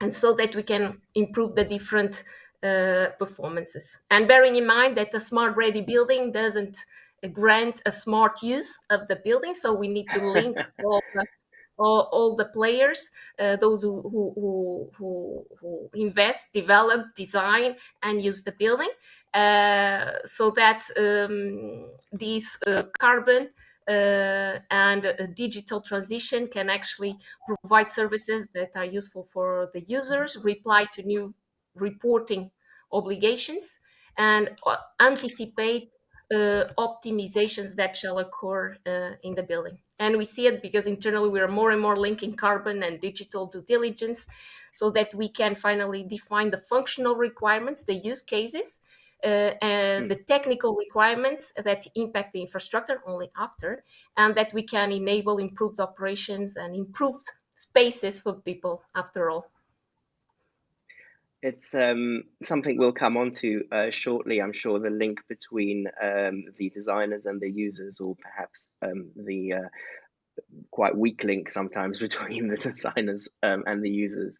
But Christina, I saw you nodding vigorously when Anna was talking about the shift from well, the traditional process towards the new design, and about the technology not being very well known yet. And I just thought, with your investment hat on, you know, this rapid change, you know, how can investors make sure that their traditional core investments remain core while keeping up with this challenge? Yeah, well, I think my answer will resonate a lot with what Anna was just explaining. I mean, in the past, core has been perceived to be, let's say, rather simple, tick the box, like a strong covenant, long income stream. That's about it. Now we've seen the pandemic basically shaking up lives, routines, markets, but there are mega trends, well, below that have started way earlier and have been accelerated by this. So it's not a static thing at all, and there's much more to this. And one word that Anna has been using that's coming up a lot in our discussion, it's purpose. What purpose does an asset actually serve? Because it's not like a building for itself.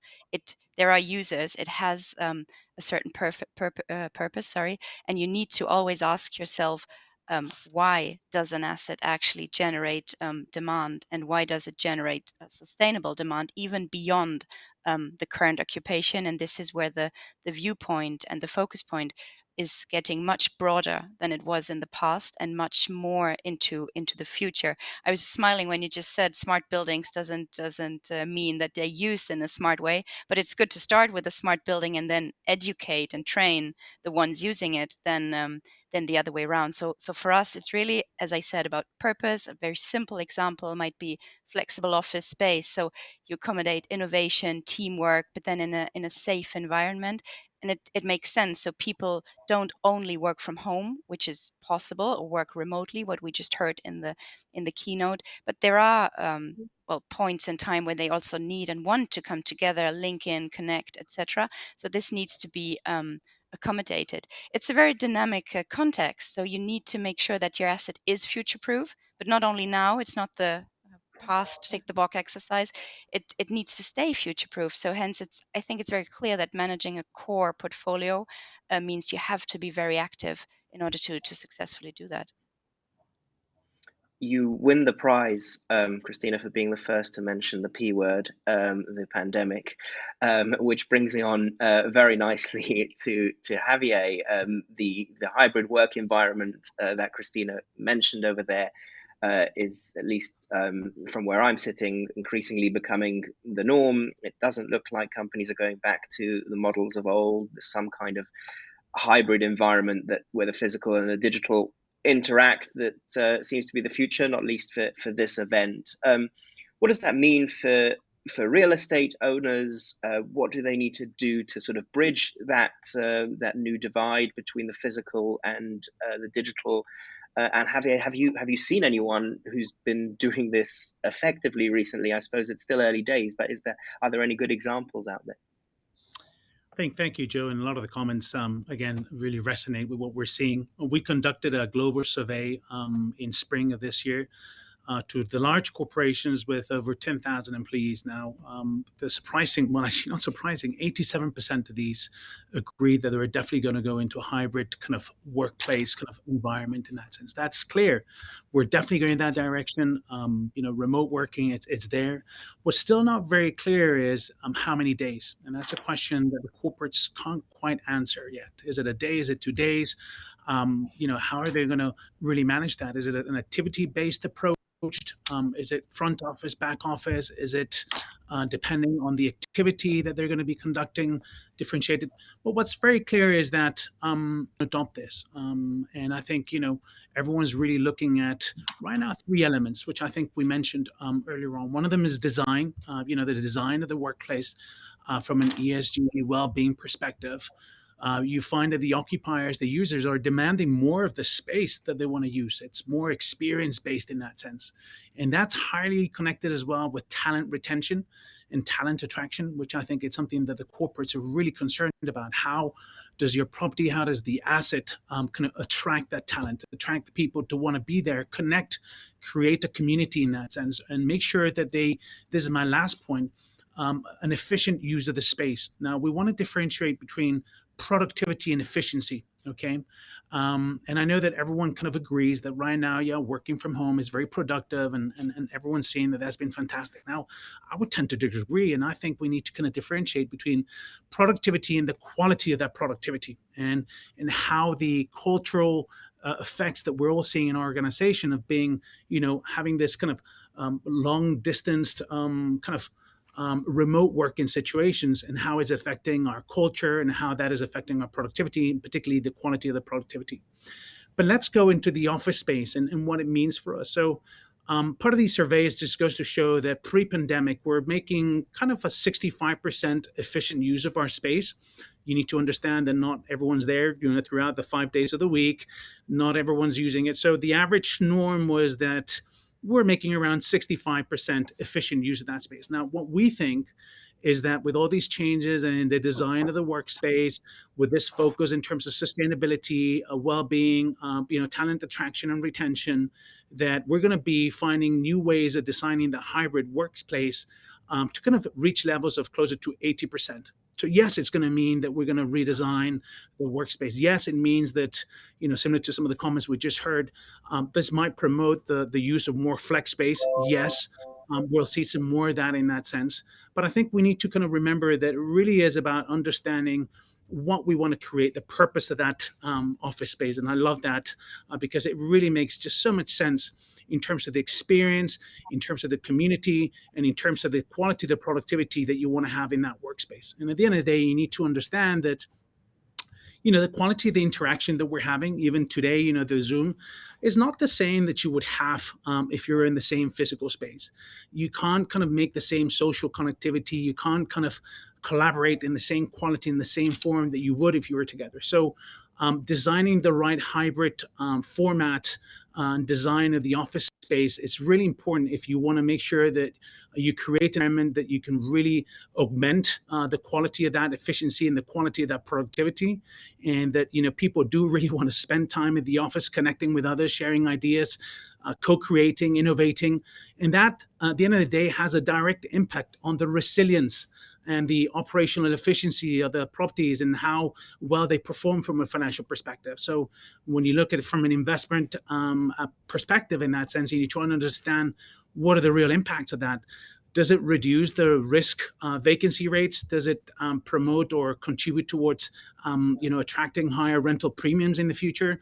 How does that look from a risk pricing perspective? And again, I know that you might be touching on that later on, so I don't want to get too much into it. But I think if I can just summarize, for me, it's really the design of the workspace, the efficiency of the utilization, and particularly looking at efficiency and not just productivity, and looking at the quality of that efficiency.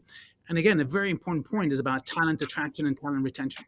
And we are seeing that there's a lot going on in that space. There's tons of examples and lots of property owners already thinking of how to future-proofing those buildings.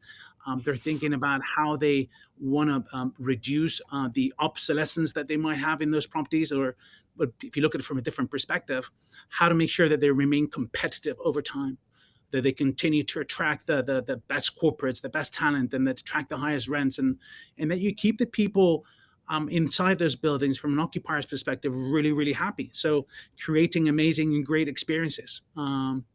Sorry, that was a long-winded response, but I guess that's what we're seeing right now. Not at all. It's very interesting you mention, well, firstly, the other P word, which, purpose, but also talent attraction and retention. Just anecdotally, the other day I heard from a banker here in Frankfurt, a Deutsche Bank employee, very high-flying employee, who now has taken a part-time job on the side at a yoga studio because she missed the interaction with people. And there's this kind of feeling that there is going to be some balance between what talent wants in terms of work environment and what's being provided, which leads me on, Anna S., if you would, to what this looks like going forward. And we're still trying to work out what these work environments will look like. We're seeing employees with a lot more power because the economy is running hot at the moment, but it's a bit difficult to work out what we need to do for the years to come, how cities need to transform, how universities need to transform to basically attract people, I suppose, back into the workplace and back into cities. What's your view of what needs to change, if anything? Yeah, I think it's a really interesting question. I mean, universities themselves are really focuses of knowledge and of learning, and increasingly of commercialization and economic performance. And what lies at the heart of that is ecosystem and networks between researchers, but also between businesses. And increasingly, we're seeing the importance of third sector parties within those third sector NGOs within that mix as well. And critical to a successful ecosystem is serendipity and unexpected meetings and unexpected conversations. And real estate within university cities is an enabler of that ecosystem effectively. And we're thinking through our property developments how to make the real estate as an effective enabler as possible. And that is partly about creating homes, it's partly about creating academic space, it's about creating commercial research space, and it's creating the public spaces and the bars and the restaurants and the gyms and the spaces in between. And we need to do that in the best way possible to support the most effective ecosystems, but to attract talent, as you mentioned. And universities are in a global war for talent these days. You need to be able to attract people from across the world. And they partly come because of the quality of the research, the quality of their colleagues, but they also, they expect a place which their families will be happy to live in, where they'll make friends, where they'll be part of a community. So I think it's absolutely critical to get the real estate right, and alongside to get the technology and the infrastructure which is embedded in that real estate right as well.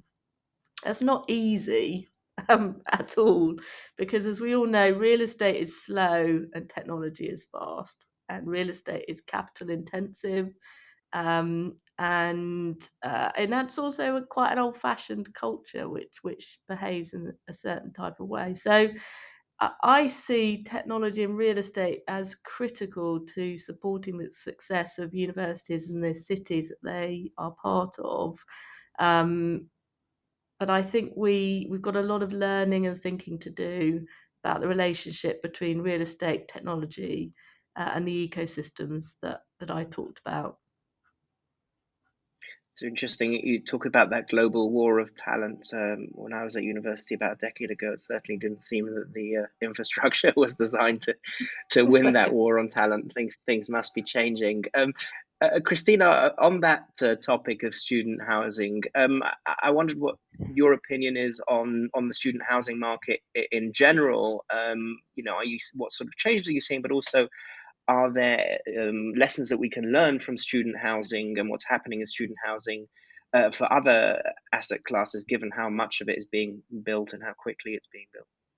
Yeah, so I think, the student housing market is, if you look at the living market in general, it's maybe one of the more mature, maybe more mainstream submarkets within this. So let's say more or less evenly priced. But I think we can look at it from two angles now. The market, the asset class in its respective market, and I say the P word again, has been hit heavily by the pandemic. It's very obvious. No, all lectures remotely, no live at the campus whatsoever, no exchange programs, Erasmus, etc. So very obvious that the asset class was under heavy pressure. Now this is recovering slowly but steadily. There's a strong urge for young people to just go explore the world, meet others, and really study, not where they've been spending 18, 19, 20 years of their life within their family home, but really, well, see something new, go and live somewhere else. And this is then also where student accommodation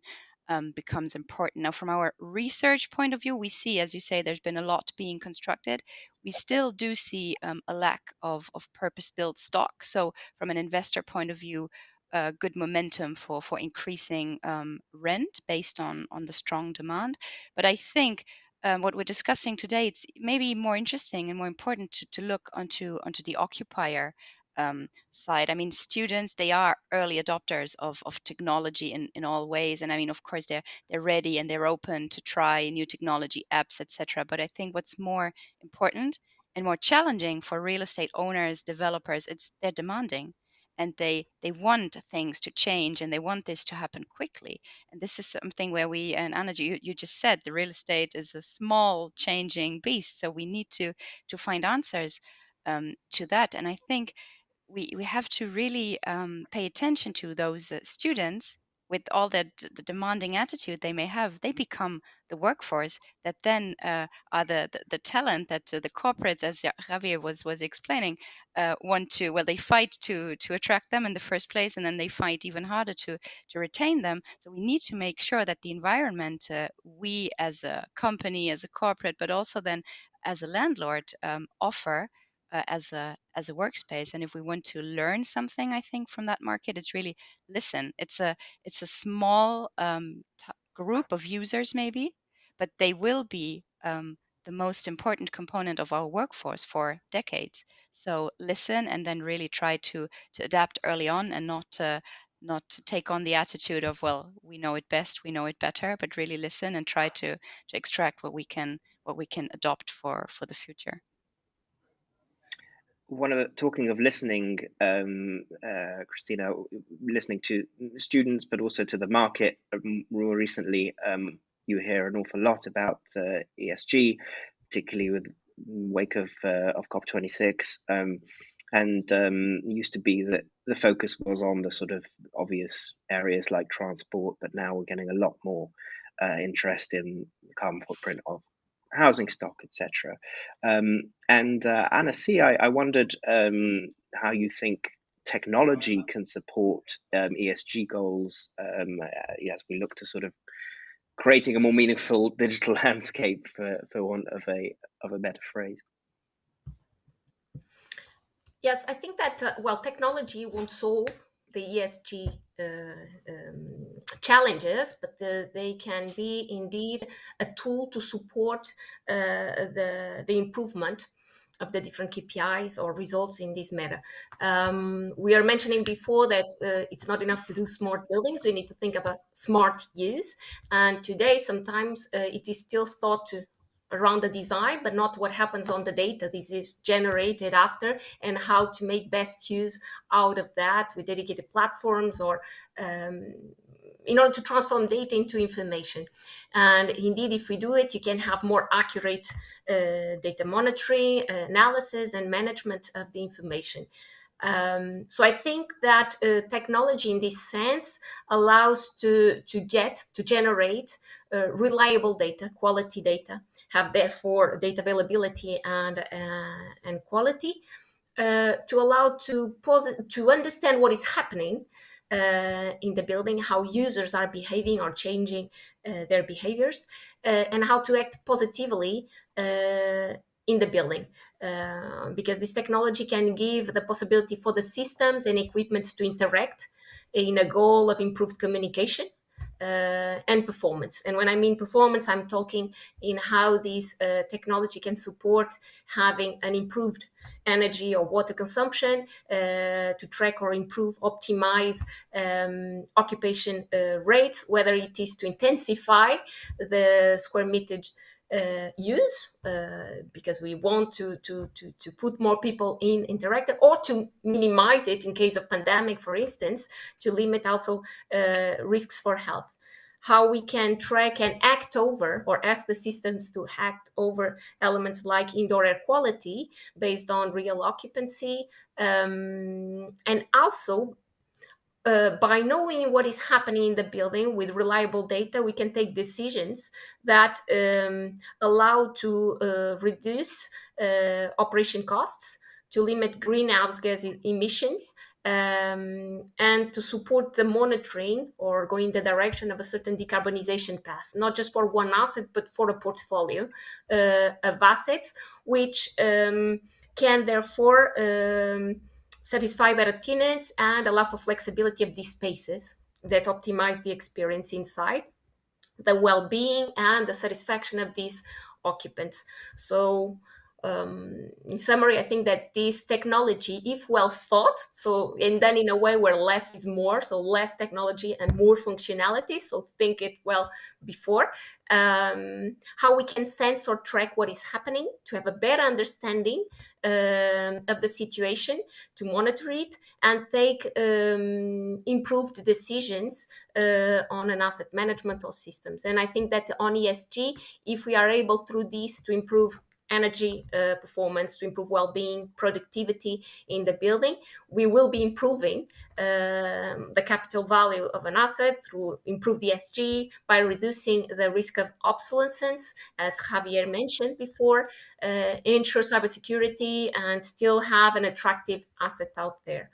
And if we look also, or if this supports tenant retention, satisfaction, or user experience, and allows also to have optimized operations and propose new services, new revenue streams through that, I think that will be improving the ESG results and being able to track that progress more accurately, at least. You talked there, Anna, as sort of a win-win situation in which the technological improvements that bring ESG improvements also improve the value of the asset. And Javier, I wondered whether that's beginning to filter through to the market. I mean, are investors paying a premium for buildings with a good sort of tech-enabled ESG story, or is that still to come? What an exciting question. I think everyone's asking this, and is it a green premium, a brown discount? Is it a mix of it? I think, first of all, again, I don't want to pile on from what everything you said. Is an exciting panel, and I couldn't agree more with the comments that are being mentioned. But I guess when we look at smart buildings, for me, smart buildings have always sustainable buildings. I don't see a difference between one or the other. I don't see a sustainable building not being a smart building or vice versa. So I think that's definitely there. I think when we look at the hybrid workplace and thinking of the future, technology cannot fail. I repeat that technology cannot fail. That connectivity is so important. So the that element is really, really important in making sure that our businesses, which are becoming more and more dependent on the use of data, not every data, but we are more dependent on the big data and the machine learning and everything in helping us qualify our decisions, connect people and whatnot. So if you want to have an effective hybrid working perspective or a space, you need to make sure that the connectivity, that smart building, the technology works really well. And we need to look at how this will be enhanced in the future so that the quality of the engagement that we're doing now and the experience that we all get from a virtual hybrid perspective is really, really much more effective. And I think that's important. So looking at the quality of the connectivity, making sure that does not fail, making sure that we can access data. Not every data. We need to interpret data. Not everything is correct. We need to make sure that we focus on quality, don't take all data for granted and just think it's useful or whatever. No, we need to make sure that it's properly interpreted. And that that we allow for that kind of connectivity between the virtual and the physical world through technology and that connectivity and that. So that's really, really important. I think the next element really is about how that enhances value. And again, I invite everyone to look at a report that we recently published that looks at how the ESG certification really contributes towards creating value. Real estate. Again, recently published only 10 days ago. And there's two elements there that we highlight in the report. One is reflecting through an analysis that we've done across most or the major markets across Europe and highlighting how it really just over the period of 5 years, we managed to demonstrate, which is, this is hard, quantifying and demonstrating that there's been a lower vacancy around those properties that have that level of certification, the BREEAM, the LEEDs and whatnot, and looking particularly at how it really impacts at vacancy risk, lower void periods and elements that really do influence the resilience of a cash flow on a property. But also looking at the rental premiums. And again, we've done the same analysis over a period of 5 years and trying to understand, according to the different levels of certification, where you've got or achieved greater rental premiums. And again, that's really important because so far, the past 10, 15 years, we've been talking about sustainability and the impact that it has on price and value. And everyone kind of agrees that it's implicit, it's there. You need to understand exactly, to what extent and which elements is it contributing towards making it a more resilient building. Now, the challenge for us has really been, how do you quantify that? How do you measure it? How do you take observable evidence that is reliable, that's consistent, and model that so that at the end of the day, you can make a series of assumptions based on that to project future cash flows in that sense, and trying to understand the real impact and influence of, not doing the upgrades on the properties and how that might impact obsolescence and how that might impact your own appreciation of risk pricing from an executive perspective. So right now we're in a situation where, as I said, we are tracking and measuring elements like vacancy risk, void periods, rental premiums. And we are obtaining that data and modeling that data to really understand what impact it's having on the resilience of that cash flow, the financial and operating performance. So it isn't just about tracking the lower running costs and how it contributes towards producing a smaller kind of carbon footprint. That is really important. It isn't just about obviously ensuring that through the design or whatever, it's creating a more a better experience, well-being, satisfaction from an occupier perspective, which has a huge impact as well in kind of the retention of the tenants, the void periods, the rental levels that they're willing to pay in that sense. So we're in a process where we're actually being able to collect that data, as I said, and being able to report it. And I think right now we're going to be seeing that a lot of that green premium really is already implicit in the price and the values that we're seeing in the properties. And the real challenge here is understanding in terms of the future prospects of how that obsolescence, that future proofing of the properties is really going to start having an impact in terms of how we appreciate and how we translate into price or value that potential obsolescence of the properties. And that's where we're going to see that brown discount, I guess, to some extent. But I guess, connectivity technology being an important element now in making sure that those sustainable smart buildings do work in retaining those tenants and attracting tenants and making sure that the experience is top end and they're willing to pay the highest rent. So it is highly correlated. Yeah, Javier painted a very good picture of the technology landscape as it stands today and the various sort of upsides from that. But Anna S., if I can put the $1 million question to you on technology, that is, we know sort of what's possible today, but what do you think is the biggest challenge for the real estate industry in the next 10 years when it comes to technology?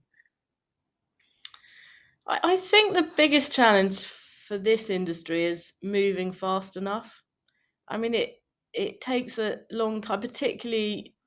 I'll be honest. I don't know about other countries, but in the UK, our planning system, for many good reasons, it means that development takes a long time.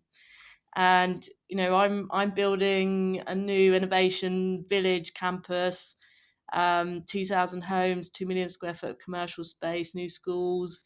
We're starting now. We probably take us 2 to 3 years to get planning permission, and then another 5 to 10 years to build it. And we're talking about what technology we will embed now in something that will be built in 3 to 4 years' time. So I think that the difference in timescales is a big challenge. I think the capital intensiveness of development means that it's hard for it to flex and try things because it's a lot of money on the table. I think culturally, it's not an industry which has always embraced innovation or technology, and I think that's a big challenge. You see a lot of change in the sector, and but it still has a bit of a way to go. I think that real estate also, there's a fundamental philosophical challenge because real estate is so critical to everyone's lives. Even with hybrid working, we've still got to go to bed somewhere. We've still got to go shopping somewhere, once in a while. We've still got to kind of go to the gym now and again. We interact with real estate all the time.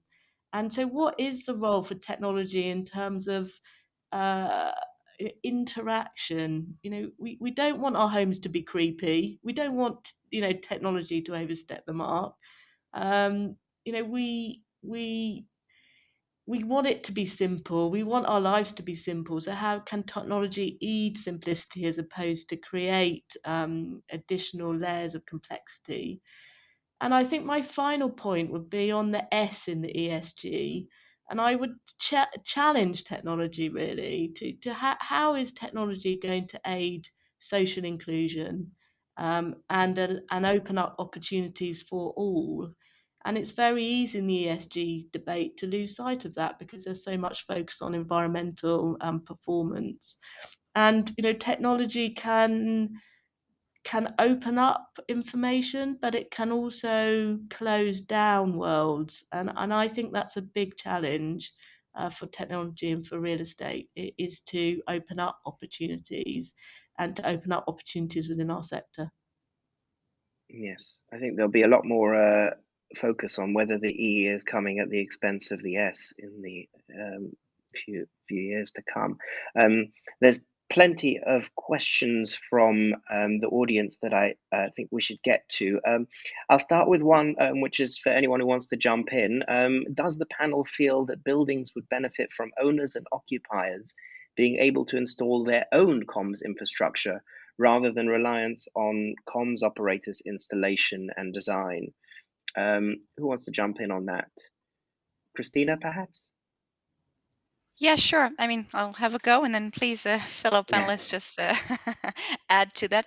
I think yes, whoever from the occupier and owner, well, let's put the owners aside, but you have small and large occupiers, and if an occupier is large enough to have all that intelligence and capabilities in-house, then of course it'll benefit because you have a discussion that's really at arm's length, if you wish. So you can challenge installations and really improve things. But I think if we focus only on that possibility, you really will kind of exclude all the small tenants that go for one single office area, gym whatsoever. That don't have the knowledge in-house within themselves, and they need guidance and help. And if you exclude that, they would then need to, well, pay the price for it, because they would need an external advisor, etc., to help them walk their way through. So I think where the capabilities are there, it's very good to do that and to join forces, because it's about building not only a market, as we've discussed now for the length of the panel. It's impacting the whole of our lives generally. So to bring that together, but I would not exclude all the small tenants that just can't contribute to such a discussion and would be left behind.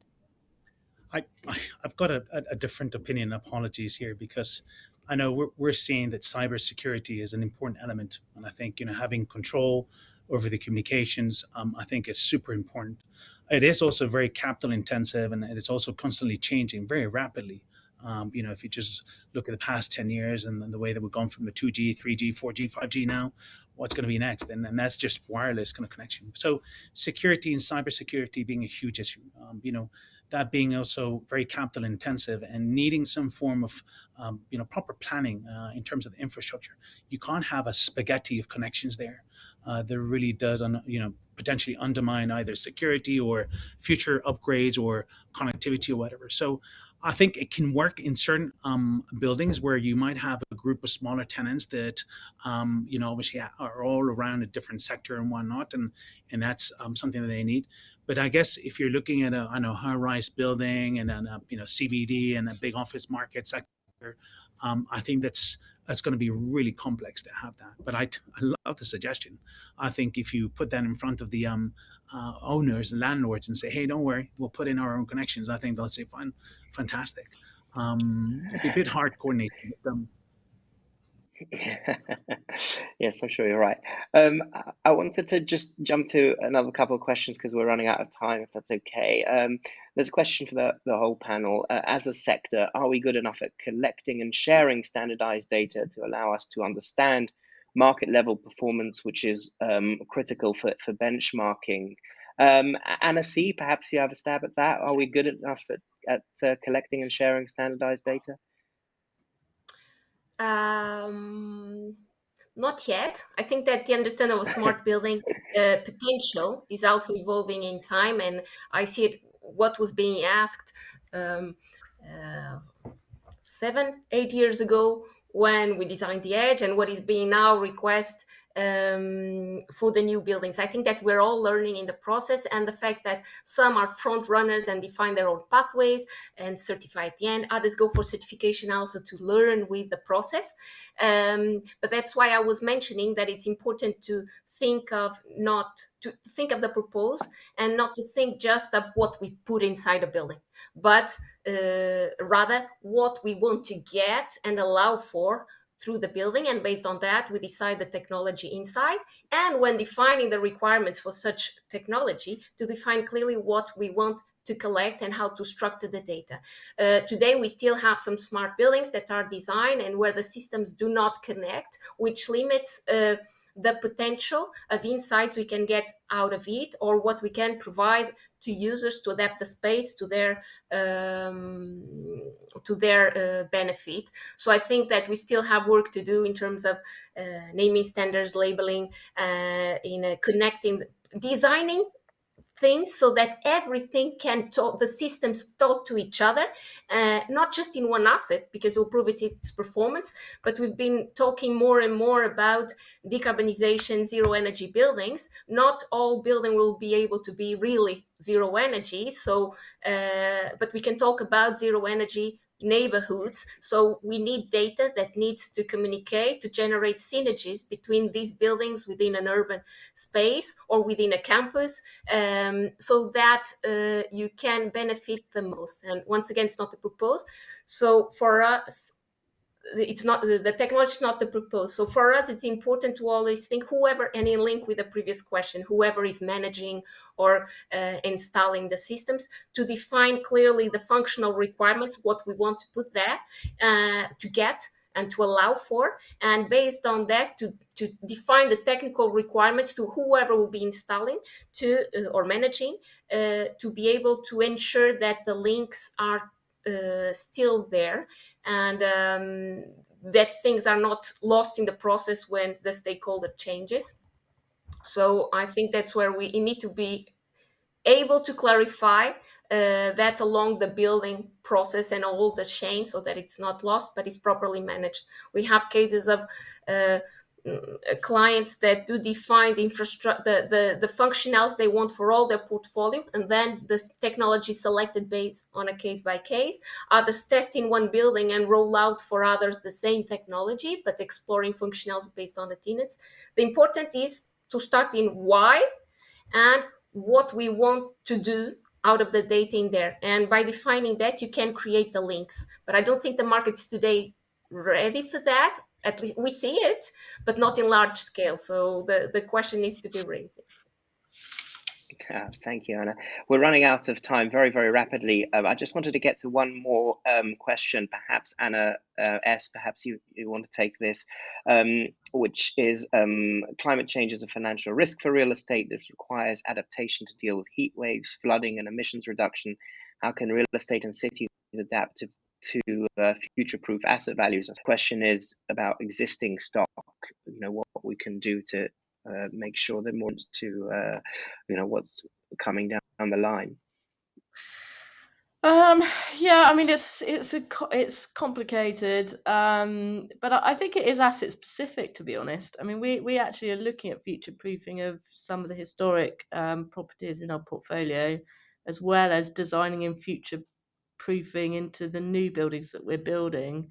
And it can be as simple as making sure that you can put shutters onto windows, for example, to enhance shading, through to much more complicated future proofing of the fabric of the building, for example.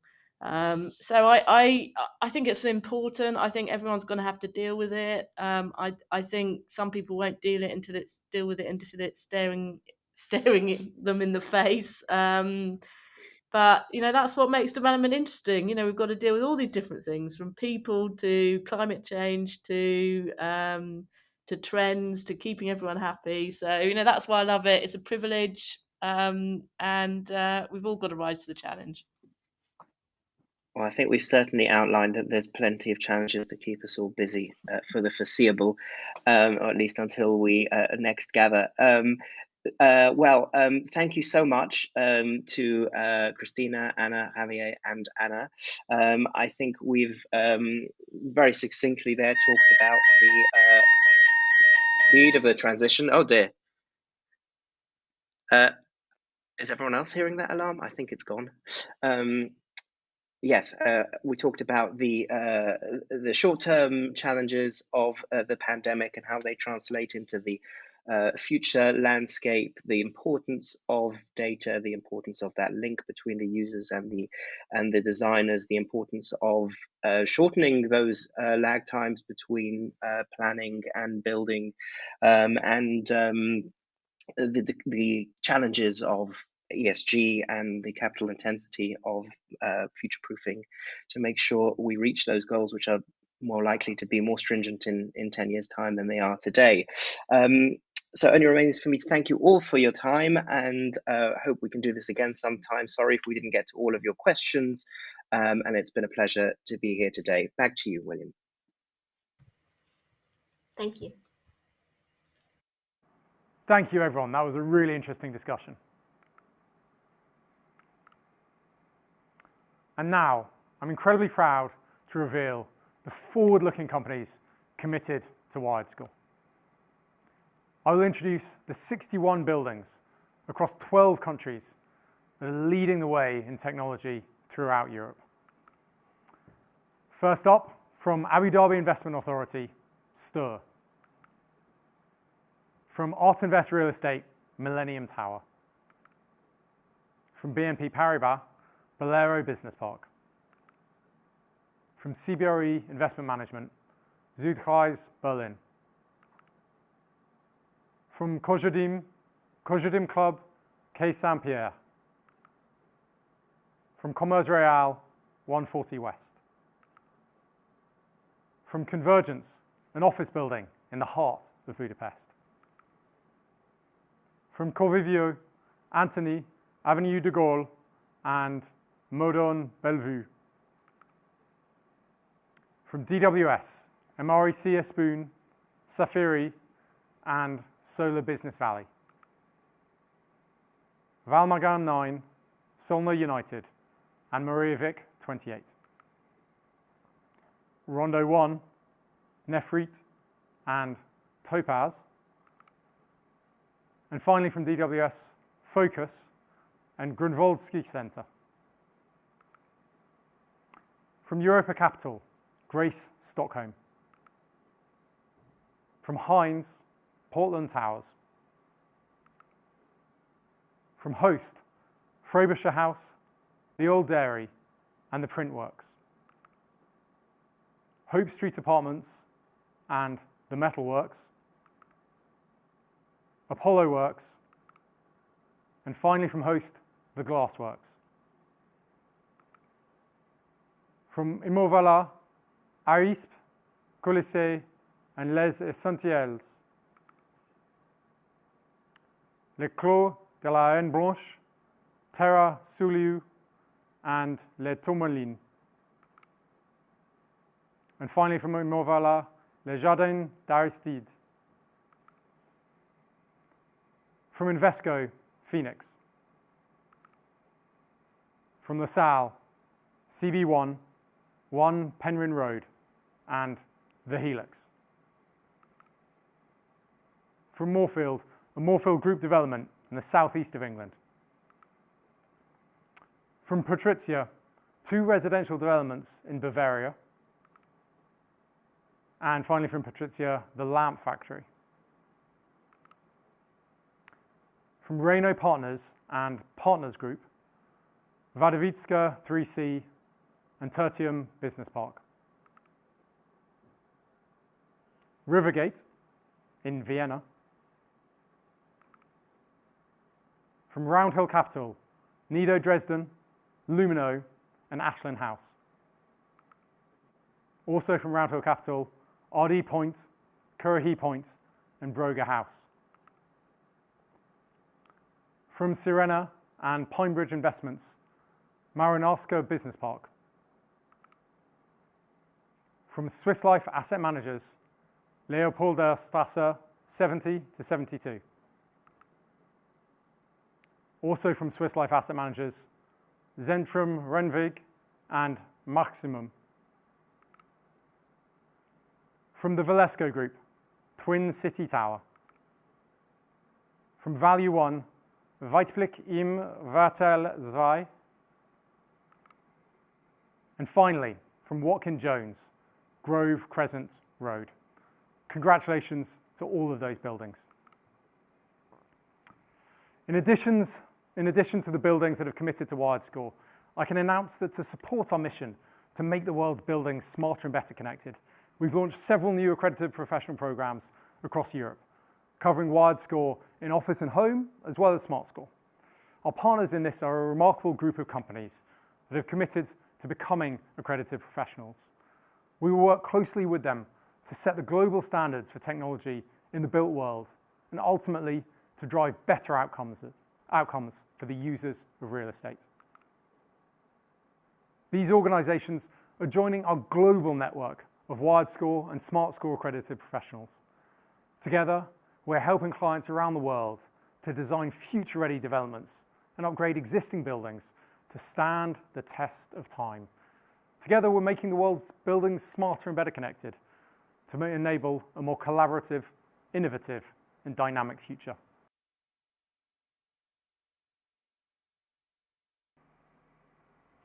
Today has been about technology and the built environment and how those two things come together. We've heard about changes developers and owners are experiencing, and also the incredible opportunities that a well thought through built environment can bring.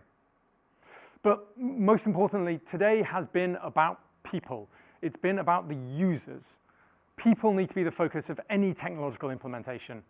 By stepping back and having a discussion today about how our homes and offices are coming together, we're able to appreciate the full impact that hybrid living is having. So, to all of our fantastic speakers, thank you. To those landlords and buildings newly committed to WiredScore across Europe, congratulations. To our accredited professionals, we look forward to partnering with you both now and for decades to come. And to those attending, we hope that you've enjoyed the inaugural WiredScore Future Forum. Please don't forget to read our report online. We'll also be sharing insights there from the discussion today. So finally, now it's an opportunity for you to share your thoughts with each other in our networking session. Please do click on the networking icon on the left of your screen to join the virtual discussion. Through the wonders of modern technology, the WiredScore team will be available and delighted to have a chat with you. Thank you all. Goodbye.